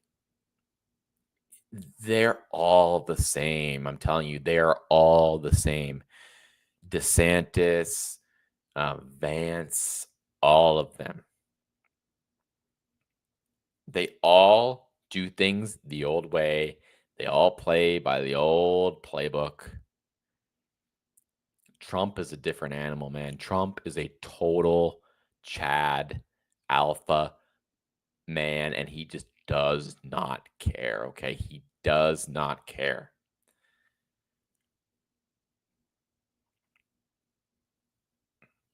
Alex Survey says Zelensky demands a promise from USA to start a war against Russia. Secure, in parentheses, security guarantees if Russians will violate the ceasefire or peace. After that, they will fake a Russian attack. Yeah, so that's another interesting thing. I don't know, like, how do you guys think this is going to play out? Like, how does this go? Does Ukraine come back to the table? It's going to be interesting. I hear you on JD. I call his supporters affluent MAGA. Well, look, let me just say this, okay? JD Vance has an interesting life story. I sympathize with it. I commend him for making it out of whatever nightmare that was of a childhood, which is a nightmarish childhood for many Americans. You know, that's very common, actually, more common than we want to know. But if you read about JD Vance, first of all, isn't it very peculiar that JD Vance was a Trump hater in like 2019? Like, when did he become governor? When did he become senator in Ohio? This guy was not a Trump supporter, and all of a sudden he runs for office and he does a total flip. Peter Thiel influences. The whole thing is just a little too much for me to stomach, honestly. And I don't know. And I talked about this during the campaign a lot. People would say, I hear people say things like, and it's so crazy looking back at how wrong they were, too. I heard people saying things like, Trump's going to lose this election because of the way he conducted himself in the debate. You know, remember when they're eating the cats, they're eating the dogs. And they're like, why can't Trump just be like JD Vance? He was very nice. He was very polite. He was very conservative. It's like, no, Trump won that election, not JD Vance. Okay. Trump's aura, Trump's alphaism won that election. Not JD Vance with his typical boilerplate GOP pablum.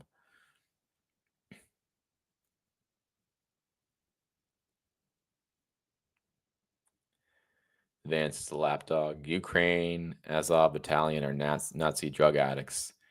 Let's not enable them. I mean, that's another thing about Ukraine no one really talks about, but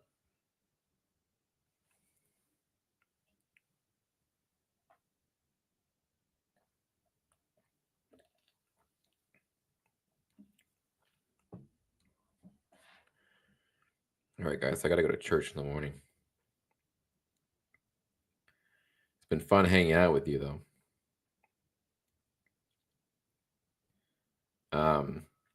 So I'm going to try and, if you haven't subscribed already, please do hit the subscribe button, smash the like button, too, please. I forgot to mention the like button helps if you can just like it. Even you, Anna, and even all you haters here, hit the like button. I know you want to, especially Tina O. Hit the like button, subscribe, follow me on X. I am thinking the only hesitancy I have about doing a live stream of the State of the Union or joint session, which is going to be on Tuesday, if I'm not mistaken. David Chapman probably knows. I think it's going to be on Tuesday. Joint session of Congress. I always like watching the State of the Union because there's something about it that's really cool. Like the way they call the president, like the president of the United States, he comes in and like he's shaking everyone's hand. It's like a very epic,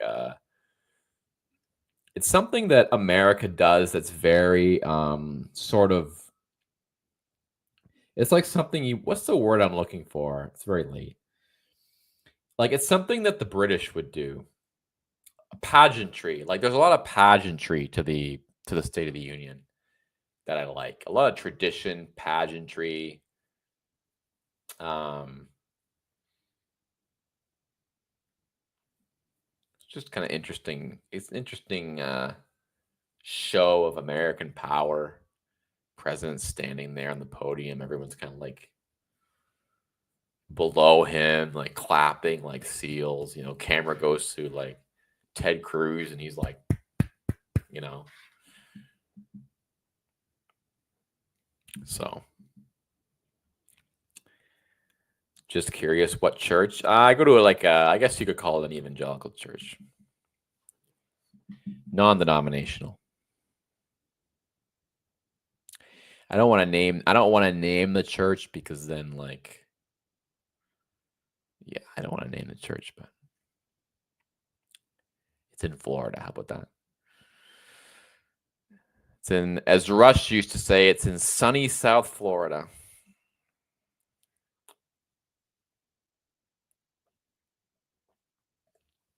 By the way, I had an interesting experience the other day.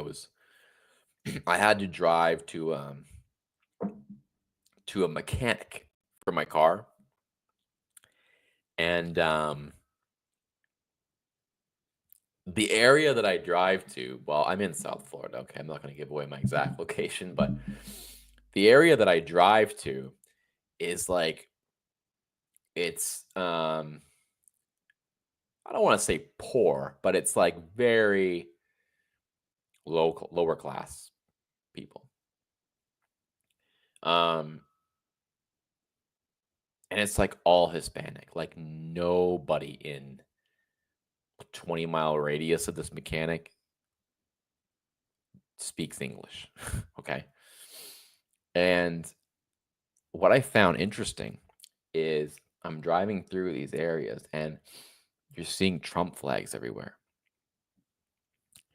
And it still gets to me. It's still funny to me how like you'll meet like white women or like white boomers here who like hate Donald Trump.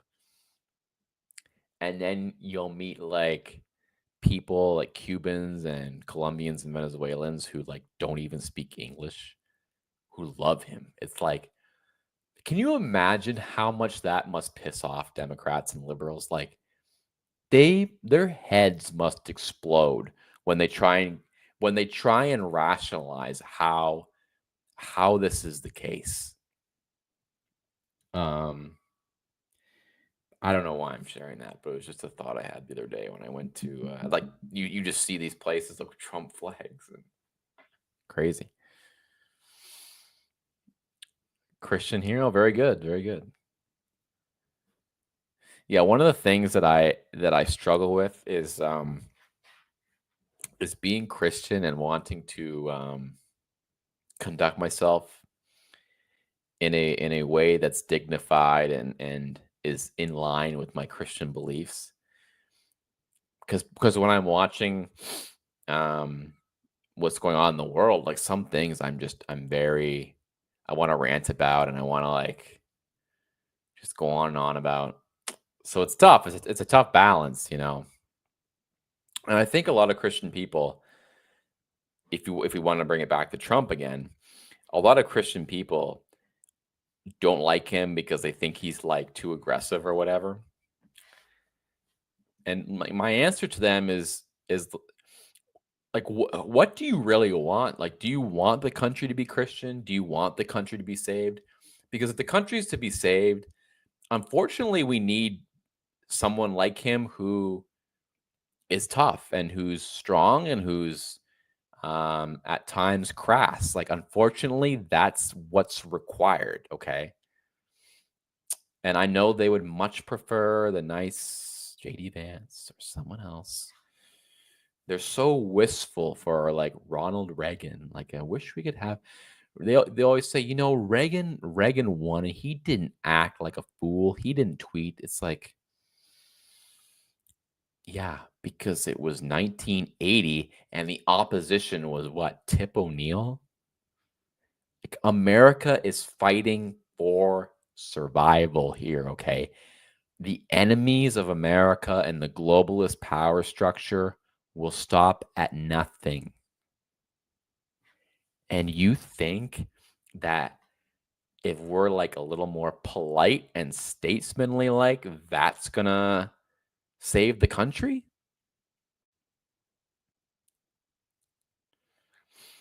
Trump is my man for president, but he is making a mistake about Zelensky. Well, I don't think so. I think he's I mean, if you could elaborate more on that. I can't stay the whole night though. I've been going for I was gonna go for 1 hour. This is just Mio lemonade, by the way, in case anyone thinks that I'm like imbibing alcohol. I do not drink. No drugs, no cigarettes, no alcohol.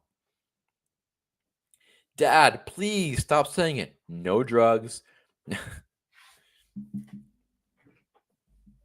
Zelensky made a mistake about Trump. Exactly. Exactly. Trump is just tired of America being taken advantage of. And Trump doesn't take well to himself being taken advantage of either. So it's the same outlook he has towards life as he has towards America. Everything is in line, right? His attitude towards life was make more money, build more buildings, grow more, richer, more prosperous, more. He wants to do the same thing for the country. He wants America to be rich. He wants America to be prosperous. He wants money coming in to America's coffers. And if Canada has to pay it and Mexico has to pay it through tariffs, so be it. If they want to freak out about it, let them freak out about it. He wants America to start being on the good side of trade deals, not the crappy side, of trade deals. He wants America to be spending billions on its own people, not on losing wars in the Middle East and in Ukraine. So, and that's what America needs. America needs someone to just stand up to people who come with their hand out all the time. Hand out, hand out, hand out. And America needs a president who's going to stand up to the countries who always say, America will handle it. We'll spend money on making our nations like, lazy, socialistic, and whatever. And America can worry about the military side. And like, if they get into a conflict and it goes south, we're just going to say, they screwed it up again, those dumb Americans. No, not going to happen anymore. Sorry. You're going to have to contribute a little more than 2%. And guess what? The problem is a lot of these countries can't contribute more than 2% because their economies suck.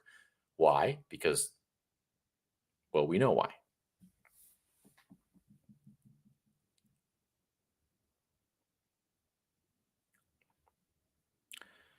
Putin, yeah, Putin's tough. Putin's a killer. But yeah, the world, remember what he said once, what Trump said once? The world is full of killers. What, you think we're so innocent? Simply saying, listing all of Putin's criminal proclivities or his negative aspects or his whatever, that does not solve the problem. That does not, like, identifying how someone is acting does not stop them from acting that way. Saying Putin's a killer, he's a dictator, he's a this, he's a that doesn't solve the problem. Trump's job now is to solve the problem. How do you solve this problem? How do you come to an agreement? How do you get both sides? How do you get Putin either to stop, or how do you get Zelensky to settle for a deal? And right now, as he said, Zelensky doesn't hold the cards. Zelensky has no leverage. It's like going into an interview, your first job interview, and demanding the company pay you $20,000 more than the job was listed for. You don't have the leverage. They do. If anything, and I've done this, you say, I will work for less because I want this job because I don't have the leverage right now. Once you're older and richer and have more experience and more options, then you can say to the potential employer, pay me this or else. For many different reasons, we can discuss. Russia is a more powerful country than the Ukraine. Russia tells the Ukraine what to do, not the other way around. The United States is a much more powerful country than Canada. The United States tells Canada what to do, not the other way around. And anyone who has any delusions about that does not understand the way the world works. Oh, it's not fair. Oh, they're not showing us and they're not talking about all the great things Canada does for America. So what? America is a world hegemonic power and Canada is not. America is an economic superpower and engine. Canada is not, especially under Trudeau's leadership, where Canada has suffered so much. The dollar is worth next to nothing. 60 cents on the dollar, 70 cents on the dollar is what we've been seeing to the American dollar, is what we've been seeing for the past 3 or 4 years. And Canada somehow thinks they can dictate the terms? No, not going to happen. That's just the way the world is. It can upset you that Vladimir Putin is evil and a dictator and blah, blah, blah, blah. But simply saying those things over and over does not solve the conflict. There's a war going on. Putin's not stopping. Ukraine is suffering. People's lives are being lost. And you think that the way to end this is to continue to give Ukraine money and somehow they're going, like, I hear people saying that, like, Zelensky is George Washington, just like the Revolutionary War. Nah, no, it's not. It's not the same. So, as one of my old roommates used to tell me all the time, Tyler, you're such a realist. And I'm like, yeah, I take that as a compliment. Okay. The world is, I hate to say, oh, the world's a dangerous place. It's such a throwaway line. The world is what it is. Stop acting like the world is this lovely place where everyone cooperates and there are a few bad actors. And if we only just criticize them enough and speak badly enough and shame them, they're going to stop doing it. No, they're not like you. Vladimir Putin, he's not like you. Okay? To all these like liberal people, not even like liberal people, just people who have this worldview. Trump is not like you. They think that, like, if they shame him enough and they make fun of him enough and they mock him enough that he's going to, like, stop being him. No, he doesn't care. Okay? Trump didn't get to become a billionaire and president twice by backing off when people started calling him names and, like, complaining about him. Putin, Trump, Modi, Xi in China, these are next level people, okay? These are people who are far tougher and far stronger and with more mental stamina than any of you could ever even consider being. That's why they're there and you're where you are. I hate to say it. That's the fact. Okay? And if you think that Putin will just back off if, like, the world cooperates and sanctions, and as I say, it's this typical liberal worldview where you think that you can dissuade people through alliances and diplomacy. No. The way Trump is approaching this is he's going to try and cut a deal. And the way he's going to try and cut a deal is he's going to convince or try and convince Zelensky, hey, buddy, it's over for you, okay?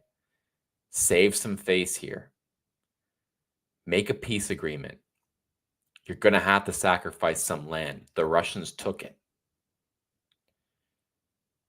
if you come up with a peace deal now, you can at least save half your country instead of continuing on and on and on, losing a war, more lives being lost, instability in the region. And we haven't even talked about the influence of China and the whole thing. Meanwhile, the United States has to fork over more and more money when America should be focusing on its own problems, not everyone else's problems.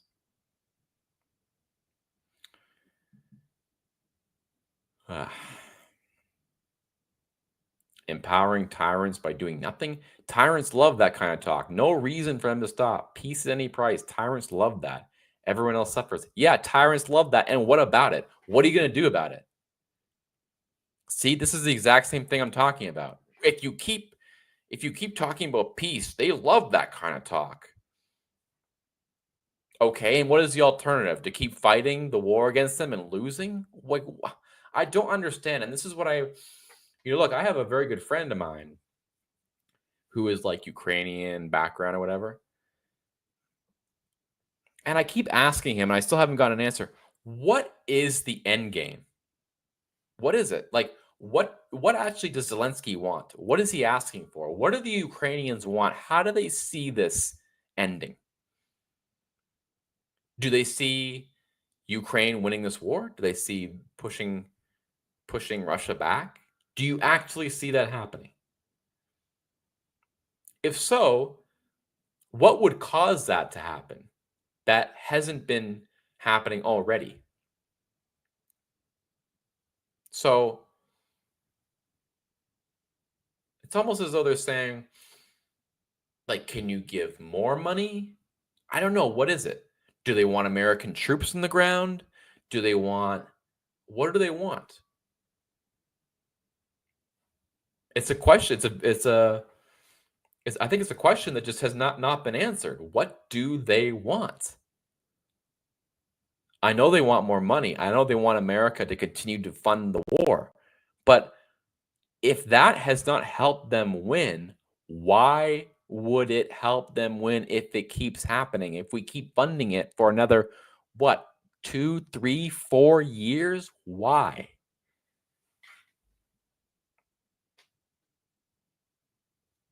Why do you think lying snake Putin wants peace? He doesn't want peace. He wants to conquer. But he's already sort of started to do that.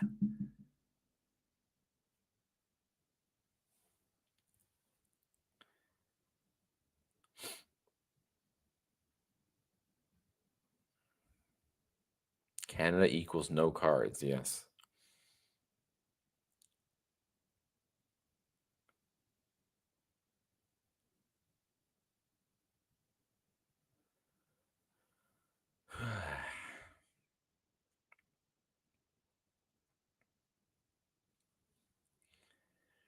Zelensky is a warmonger. He needs more money for more yachts, more mansions, and more clothing and more vehicles.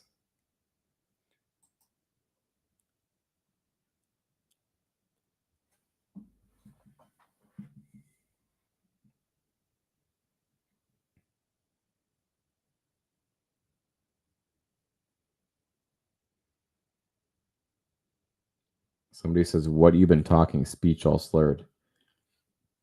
Is that true? Has there been a? Is the audio okay, or is she just trolling?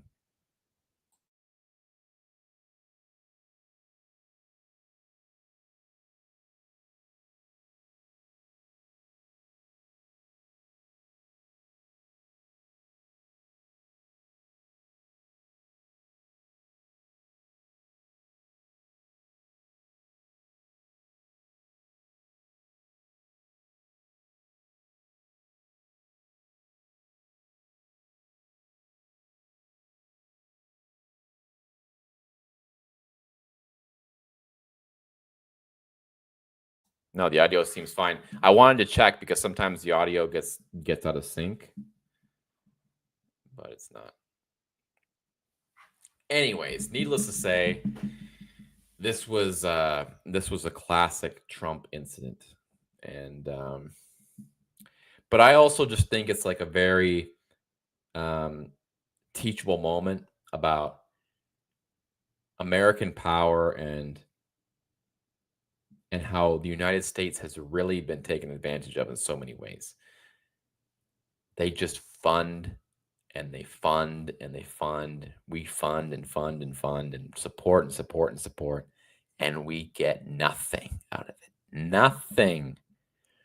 Can someone tell me what is the benefit to America supporting Ukraine militarily and financially? What is the benefit that they get? Tell me. Richard Warner, Russia will have to just stop. Russia has lost before, collapsed before. They can lose again. Russia is not superhuman. New Hitler Putin won't stop, has to be stopped. This is boomer BS thinking. This is like, why does everything have to come back to Hitler? Why does everything have to be compared to this conflict that is 100 years old almost? Why? Why? This is not like Hitler, okay? This is not like that. And when one side has gotten to the point where it's like Hitler, Hitler, Hitler, you know there's nothing left. There's no rational argument left for it.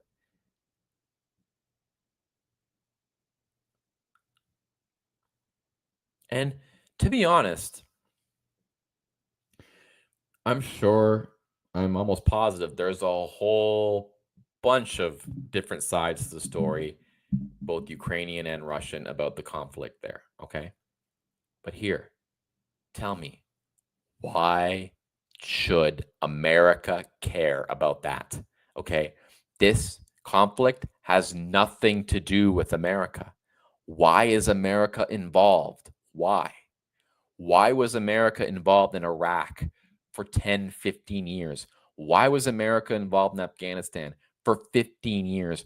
Why is America involved in Syria?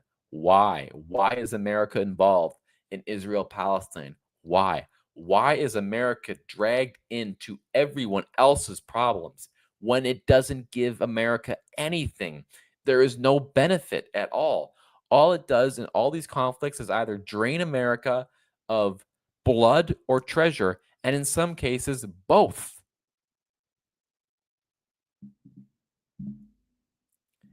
Donald Atkins says 80% of Americans don't want their taxes going to corrupt Ukraine. Exactly. Because what do they get out of it?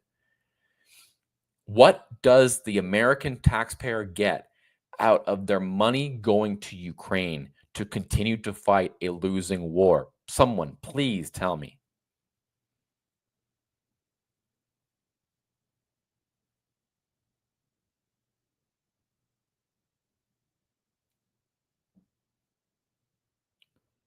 Notice too, Putin is like one of the few world leaders who's anti-globalist, just saying.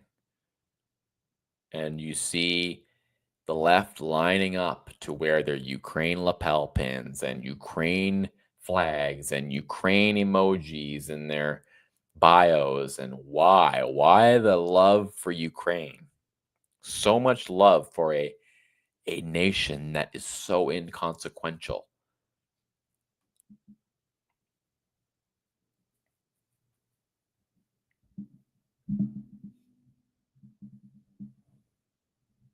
So anyway, I think that's all I have to say for tonight, everyone. I could go on for hours. I would love to, but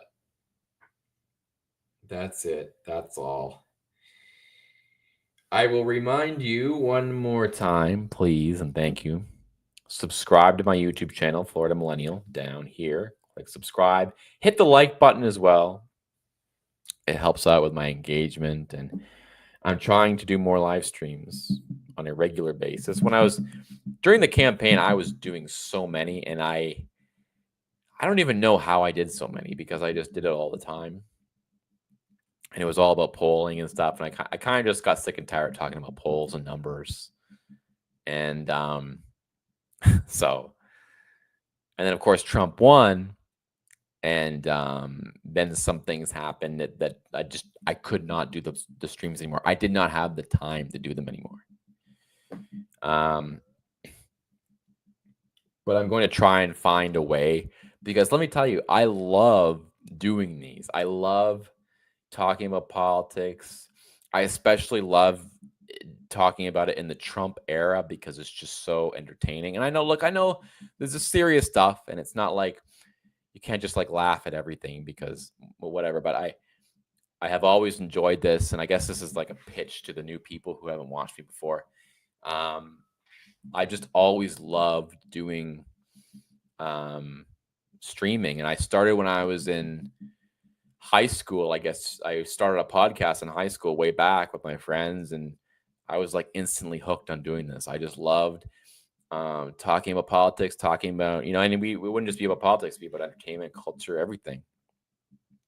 And so I kind of refound or rediscovered my love for it during COVID, because COVID, like, everyone had nothing to do, of course. And I thought, well, this is a good time to get back into it. So I started to do it again. And I was like, man, I remember how much I missed it. And then that was like, I did it in the run up to the 2020 election. And of course, after 2020, everyone was just getting banned. And like, I was caught up in that too. And everyone was afraid to say anything anymore about January 6th or whatever. And I kept doing streams in 2021, like early 2021. I remember doing streams around the time of the Derek Chauvin trial. And, I think Kyle Rittenhouse was going on later that year. And I streamed a lot. But then the well kind of ran dry of things going on. And then I moved. And so I started to not stream as much. But then 2024 came along, and I thought this is a great opportunity. And then my YouTube channel was back, and I was like, let's do it. So I streamed a ton for the election. I appeared on David Chapman's show, and you can go follow him, David Chapman. I think David Chapman, he might have changed the name of his channel, but I started appearing on his show. I started having him on the show, all election related stuff. And then Trump won, and then I haven't been able to stream lately, but I'm going to try and do it more because, one, because I love to do it, and two, because I think there's just a lot of things that need to be said, and three, honestly, selfishly, I'll see things happening, and I'll be like, I need to blow off some steam and say what I want to say, and this provides me a place to do that. So. And I'm going to try and have like more people on and interview, and I'll go on other shows if I can. But it's too exciting and too dynamic of a time not to be doing it and not to be commenting. Like, this is we're truly living in a really interesting time. Like, Trump winning again is just, I think about it often. It's just crazy how he pulled it off. And again, this isn't like the glazed Trump channel, I assure you. But I do really think Trump is going to be seen in history as one of the most influential people to ever live, like one of the most influential men and Americans to ever live. And we're not going to see another like him. And that's what I kind of allude to when I say like JD Vance. They're saying like, oh, JD Vance is going to be like the 2028 Republican candidate. I'm like, oh, great. I can't wait. Because Trump was the one who brought me back into politics and got me interested again. When back in 2015, I remember there was a time when I was just saying to myself, like, I'm not even going to be involved in politics anymore. Like, the whole thing is just kind of dumb. It seemed like at that time, I'm talking about like spring 2015. I remember thinking like Hillary Clinton's going to be president. Like, this is a foregone conclusion. Republicans are putting up people who don't know what they're doing. They don't speak to the issues that Americans care about. And then Trump came along, and it was like a force. It was like, it's hard to describe, but when Trump was in those early debates in 2015, you could feel the power and the energy and the persuasion through the screen. Like it was like very visceral, and there had not been a candidate like that. And the fact that he was from outside of the political sphere made it all the more interesting and all the more powerful and all the more resonant for people. And I think he's changed politics in so many ways, but he's also changed. I mean, Scott Adams has a great line. I don't know if you know the Dilbert cartoonist Scott Adams. He has a great line where he says that Trump has not just changed politics, Trump has changed the way we view reality. And I could get into that, and I will in other streams, but it really is true. I mean, he's just kind of changed. It's certainly changed the way I view what's possible, what can be done. And I actually think his victory in 2024 was more of a, of course, it was a huge political story.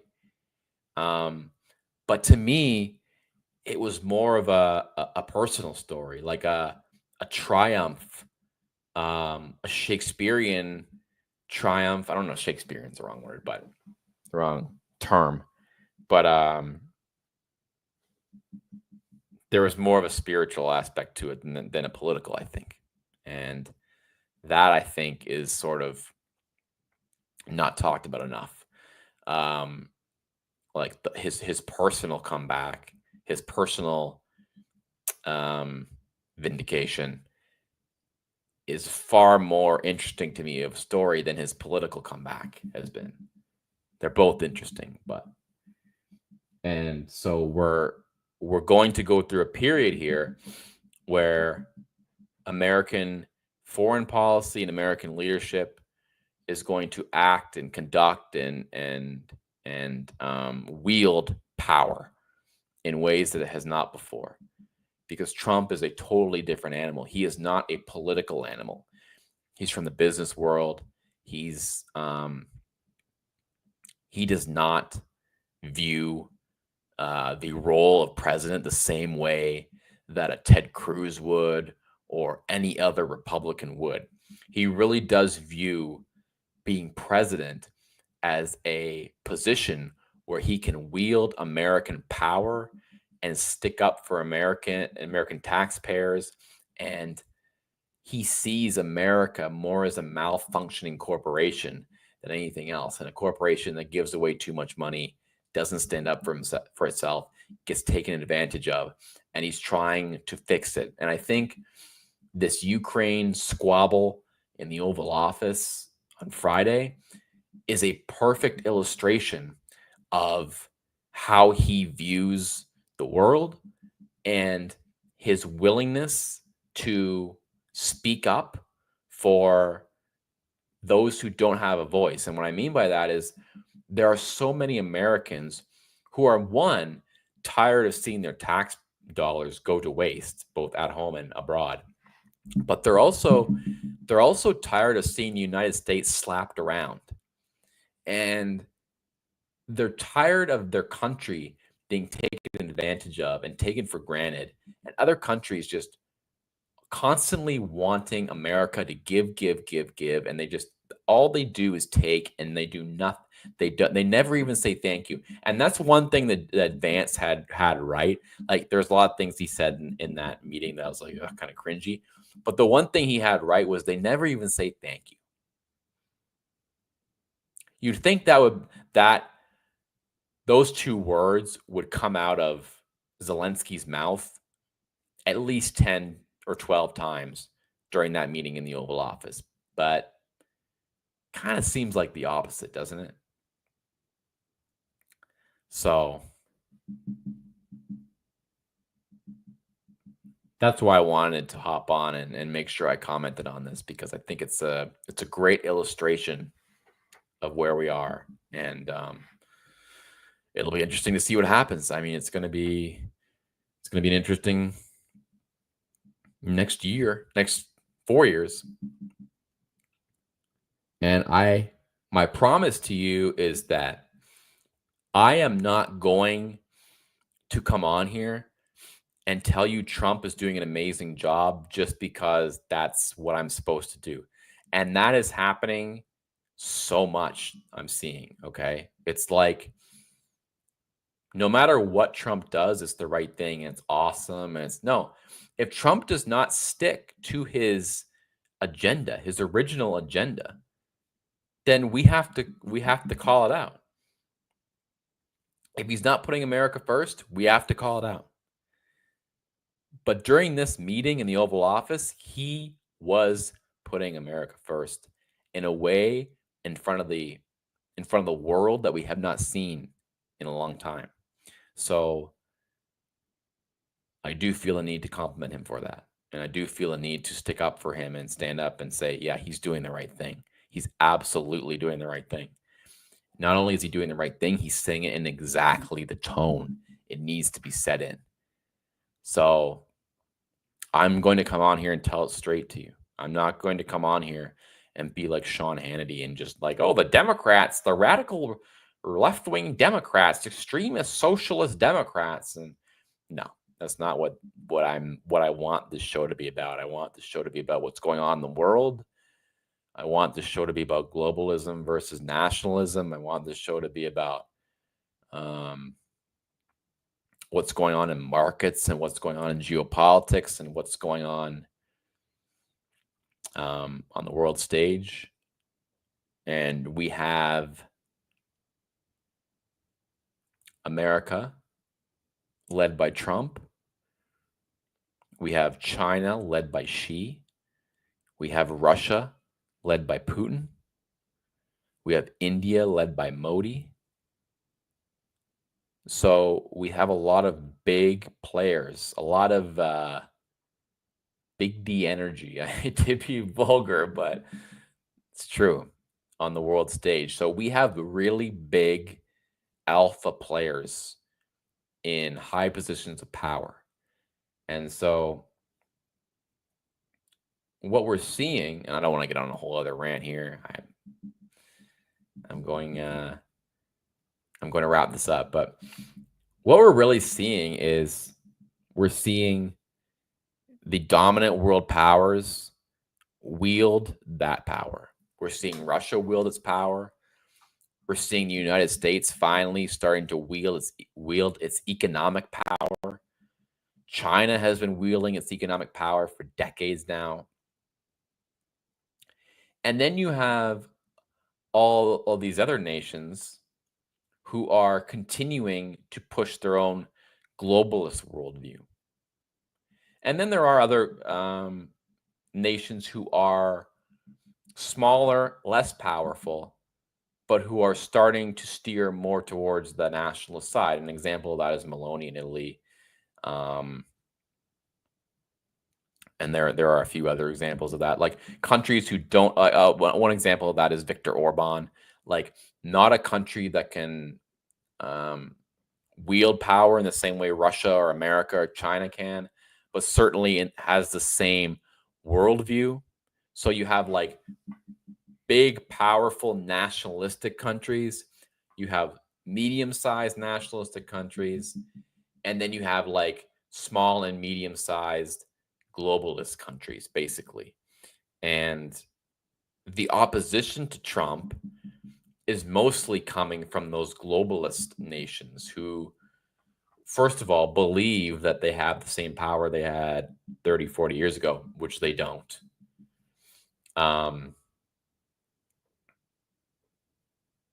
also believe that their worldview is going to win out. And Trump's election in 2016 and his re-election now in 2024 has really put a big halt to what they thought was going to be a cakewalk to their new vision. And it's just not happening the way they thought it would be. So anyways, that's all I have to say for tonight. I know, see, there's been some newcomers to the chat. Kirsten Curry. He has 2 years for the midterms. Yeah. I truly believe that Trump has basically 100 days. And people ask me about this. There's been a lot of rumblings about, like, is he going too fast? Is he doing too much? No. If anything, he can go faster. Like, you basically have 100 days to get your agenda through. And what he's doing, the speed and intensity, he's blitzkrieging them. For those who don't know, blitzkrieg is a war term, which means just like hit the enemy from all different angles. You know, if you're a boxer, you come out and you just start throwing punches one after another, after another, after another, until the enemy is overwhelmed. And that's what he's doing. The media, they don't know what to focus on. There's so much coming at them, they don't even know. And this is very important, because what the media likes to do is they like to hone in on one thing and hammer it and hammer it and hammer it and hammer it until they think they beat you at it. So an example of this was the Russia collusion hoax. They just hammered it. Remember 2017, 2018? Boom, boom, boom. Every day, Russia, Russia, Russia, Russia. And that was all you heard about, right? And then as COVID started happening, COVID, they just started hammering it. But if Trump's doing tariffs and Israel, Palestine, Ukraine, Russia, tariffs, like every angle, Doge, tariffs, you can't keep up with that. He's, as someone says, he's flooding the zone. They cannot keep up. They don't know which one to focus on. They don't know which angle to attack. And right when they think they've got one, he comes and hits them with another. Then they focus on that one. He hits them with a left hook. That's the strategy. The strategy is flood the zone, blitzkrieg, total domination, total chaos, total force, total destruction of the left. It's just boom, boom, boom, boom. They are not ready for it. They are not prepared. He's hitting them when they're down, and he keeps going, and he keeps punching and punching and punching. And they think one of the great things too is they think he's going to let up. They think that they can dissuade him from throwing the tariffs on with all sorts of stories and pressure, but he does not let up. He says the tariffs are going through. I don't care what you do. The tariffs are going through. And he does not have re-election to worry about now. He does not have to worry about pleasing certain groups. What he does have to worry about is if the midterms don't go his way, you're going to go through the same impeachment crap he did the first term. So that's why I say he basically has 100 days to get his agenda through. And that's what you're seeing. So once again, if you haven't subscribed, please do. Bottom right corner, click subscribe. It will not affect the stream. You'll just click subscribe. Click the bell as well so you know when I'm going live. Please like the video. Already lots of comments, and I thank you. Every one of you, I thank you for the comments. I thank you for all the action tonight. It's been great hanging out with you. I will read a few more. I always read every single one, or try to. I'll read a few more before I go.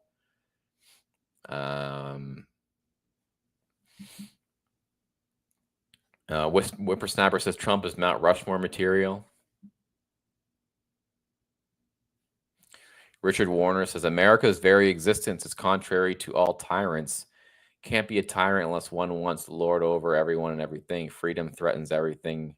Being about them, generations will regret losing. Yeah.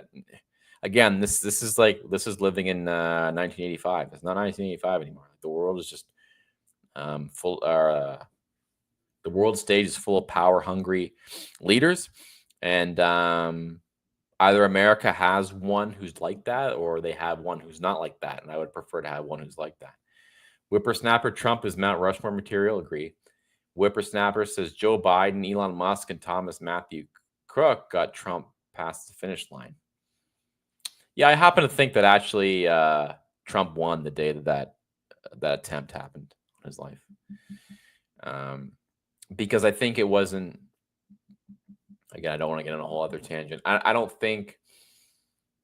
think Trump got a lot of support that wasn't political. I think Trump got a lot of support, especially from men, that was visceral. You know, when you see him up there, blood pouring down his face, with his fist up, can't not vote for that. Like, that's like American Gothic right there. Zelenskyy made a major mistake. Kirsten Curry says Zelenskyy made a major mistake with our country. Then he went to England and had the gall to invite himself to see the king. They aren't telling you that. Yeah, I know, totally. Yeah, that's what I love so much about it. Like under Biden, Zelensky says what he wants, and Biden just nods. No, Trump is not afraid to interrupt him and say, "Hey, pal, wait a second, wait a second. Don't tell us what to feel, okay? You're losing this war. You don't have the cards. Take your time here. Be careful with what you say to us. You don't have the cards." Richard Warner says this is World War III. It's just being fought in Ukraine right now. Remember, I said it first. Bye. Okay, bye. Whippersnapper, after Butler, he is moving as if he is on borrowed time. I think he definitely that has to change you. An event like that has to change you. No card nations. Yeah, exactly. That's gonna be my new whippersnapper. Just coined the new phrase. They're no card nations. Kristen Curry, let Europe handle it. According to Zelensky, he has the whole of it. Thank you and have a great day. Thank you, Kristen Curry. Thank you. If you joined earlier, you see I was just saying exactly that. Why does America have to handle this problem? Like, and it's not even like, thank you, America, for handling the problem. It's, why isn't America funding it more? Why aren't they giving more? Why are they being so aggressive to Ukraine? It's like, maybe because we're sick and tired of paying the bills for it. While you go and instead of spending money on defense, you go and spend money on all your socialist programs and tell us that we're evil for not being a social democracy like you are. Flood the zone, exactly right. Yeah, whippersnapper. He all this and takes weekends off. Yeah, I know. Yeah, it's crazy, isn't it? It's just so epic. We'll never see another like him.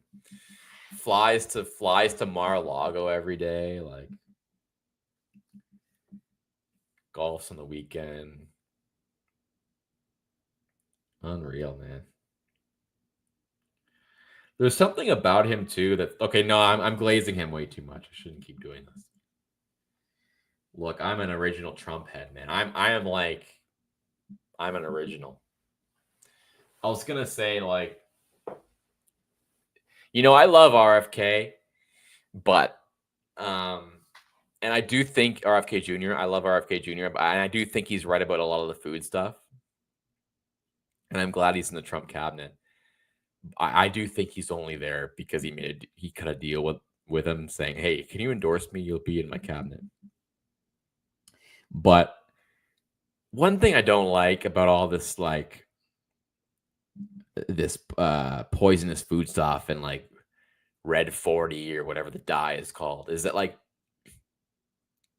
we've now emboldened all these people, all these foodies, like all these food snobs. We've emboldened them. It's like, yeah, we know it's not good to be eating Swedish fish, okay? But I like them. Don't bother me. Like, I saw a clip the other day, and it was these two guys, or it was one, I think it was one guy, standing outside Crumble Cookie, which is really good, by the way. I haven't had it in a while. But he's standing outside Crumble Cookie, and he's like, I'll give you, I can't remember what he says, $100 or $1,000. I'll give you $100 if you don't walk in there. And he's doing this. And of course, a lady who owns the Crumble Cookie comes out and says, "Hey, can you not do this? Like, you're kind of affecting our business. You're stopping people from coming in." And he goes, "Yeah, but you're selling them poison. People shouldn't be eating this stuff. This is why we're so..." That just drove me crazy. Okay. This woman's trying to run a business. Like, let people go and have their cookie. We've emboldened these people. Why are you eating that? Why? You shouldn't be eating out of that plastic. You shouldn't be doing this. You shouldn't be doing... It's like, can we enjoy life a little? Yeah, I agree. The food's poison. That's why I don't drink alcohol. It's poison. People are like overweight, all these problems because, like, the American food supply is so bad. But it's just, I feel like we've really given more ammunition to all these people who just want to be food snobs. Like, And so my original point about Trump is like, we have a president who just like golfs on the weekend, eats Big Macs and Diet Coke, and he's like 78 years old and acts like he's 40, you know? And it's like, yeah, this is what I want. Like, this is the ultimate American president. I don't want an American president eating kale salad. I don't want an American president eating quinoa and like, crapping on us for eating fast food. He doesn't drink alcohol, never drank alcohol, never smoked, eats Big Macs, guzzles Diet Coke, golfs as his exercise, wheels and deals, tells off Zelenskyy one day, telling Canada they'll be the 51st state, Governor Trudeau. This guy's awesome. I mean, this is the American president we have been waiting for and that we deserve, okay? Just enjoy it. Like, enjoy every minute of it, okay? This is the greatest story we've ever seen. This is the greatest comeback we've ever seen. And let's hold his feet to the fire when he's not putting America first. As I said, not going to be here to tell you everything he's doing is great, but I am here to tell you it's awesome to have an American president who golfs every weekend at his own golf course that he owns in Florida. And then he goes back to his mansion and just like hangs out for the weekend and has DJs his own playlists on the loudspeakers. Golfs with Tiger Woods in the weekend, golfs with the celebrities, flies back to Washington, back down to business, like all day, every day, 20 hours a day, 7 days a week, negotiating, wheeling, dealing. America is back. American power, American dominance, 51st state. Okay, this is like we are getting a real treat here, okay? Like, let's enjoy it. All right. Enough of me. Enough of me just glazing our president, but he deserves it, man. He deserves it. He is like the real deal. So, all right, I have to sleep. I have to go to church in the morning. It's 2 a.m. here. Thank you for everyone who watched. I wanted to go an hour and talk about Ukraine, and I went 2.5 hours talking about everything under the sun. I didn't even get to the tariff stuff, but there will be time for that. Larry Park says, invade Greenland. I agree. Okay. I will never do this to Greenland. Remember with the hotel?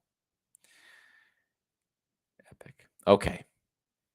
If you haven't already, please subscribe. Click the subscribe button right here. You have 30 seconds to do so. And click the like button too. Thank you. Thank you very much for everyone who commented. Please join me again. I'm going to try and live stream more often. Click the bell so that you know when I go live. Follow me on X, please. And thank you.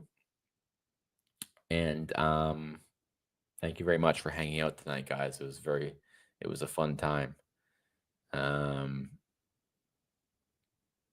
So I look forward to doing it many, many more times with you all.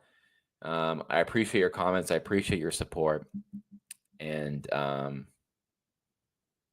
will see you when I see you. Again, I'm going to try and live stream during the State of the Union / joint session of Congress. I always like watching that stuff. I've almost never missed one. Even when it's a Democrat in there and I'm not like thrilled, I just think it's awesome. It's just like the way they do it, the pageantry. Very cool stuff. Love the State of the Union. They're calling it a joint session because it's not actually a State of the Union, but okay. So I'm looking forward to that Tuesday night. The only hesitancy I have is, am I going to get dinged for, like, if I'm streaming like the CNN feed or something? I'll look into that. All right. Thank you, everybody, for joining. Appreciate it. I love you all. My supporters they were demanding I come back and live stream. You haven't in too long. We need to hear what you think about Ukraine, about Trump slapping Zelenskyy around on the weekend. So I'm here. Okay. I'm here. You're welcome. And I'll see you again very soon. Thank you, everybody. God bless. See you on, hopefully, on Tuesday. Subscribe, like, follow. Good night.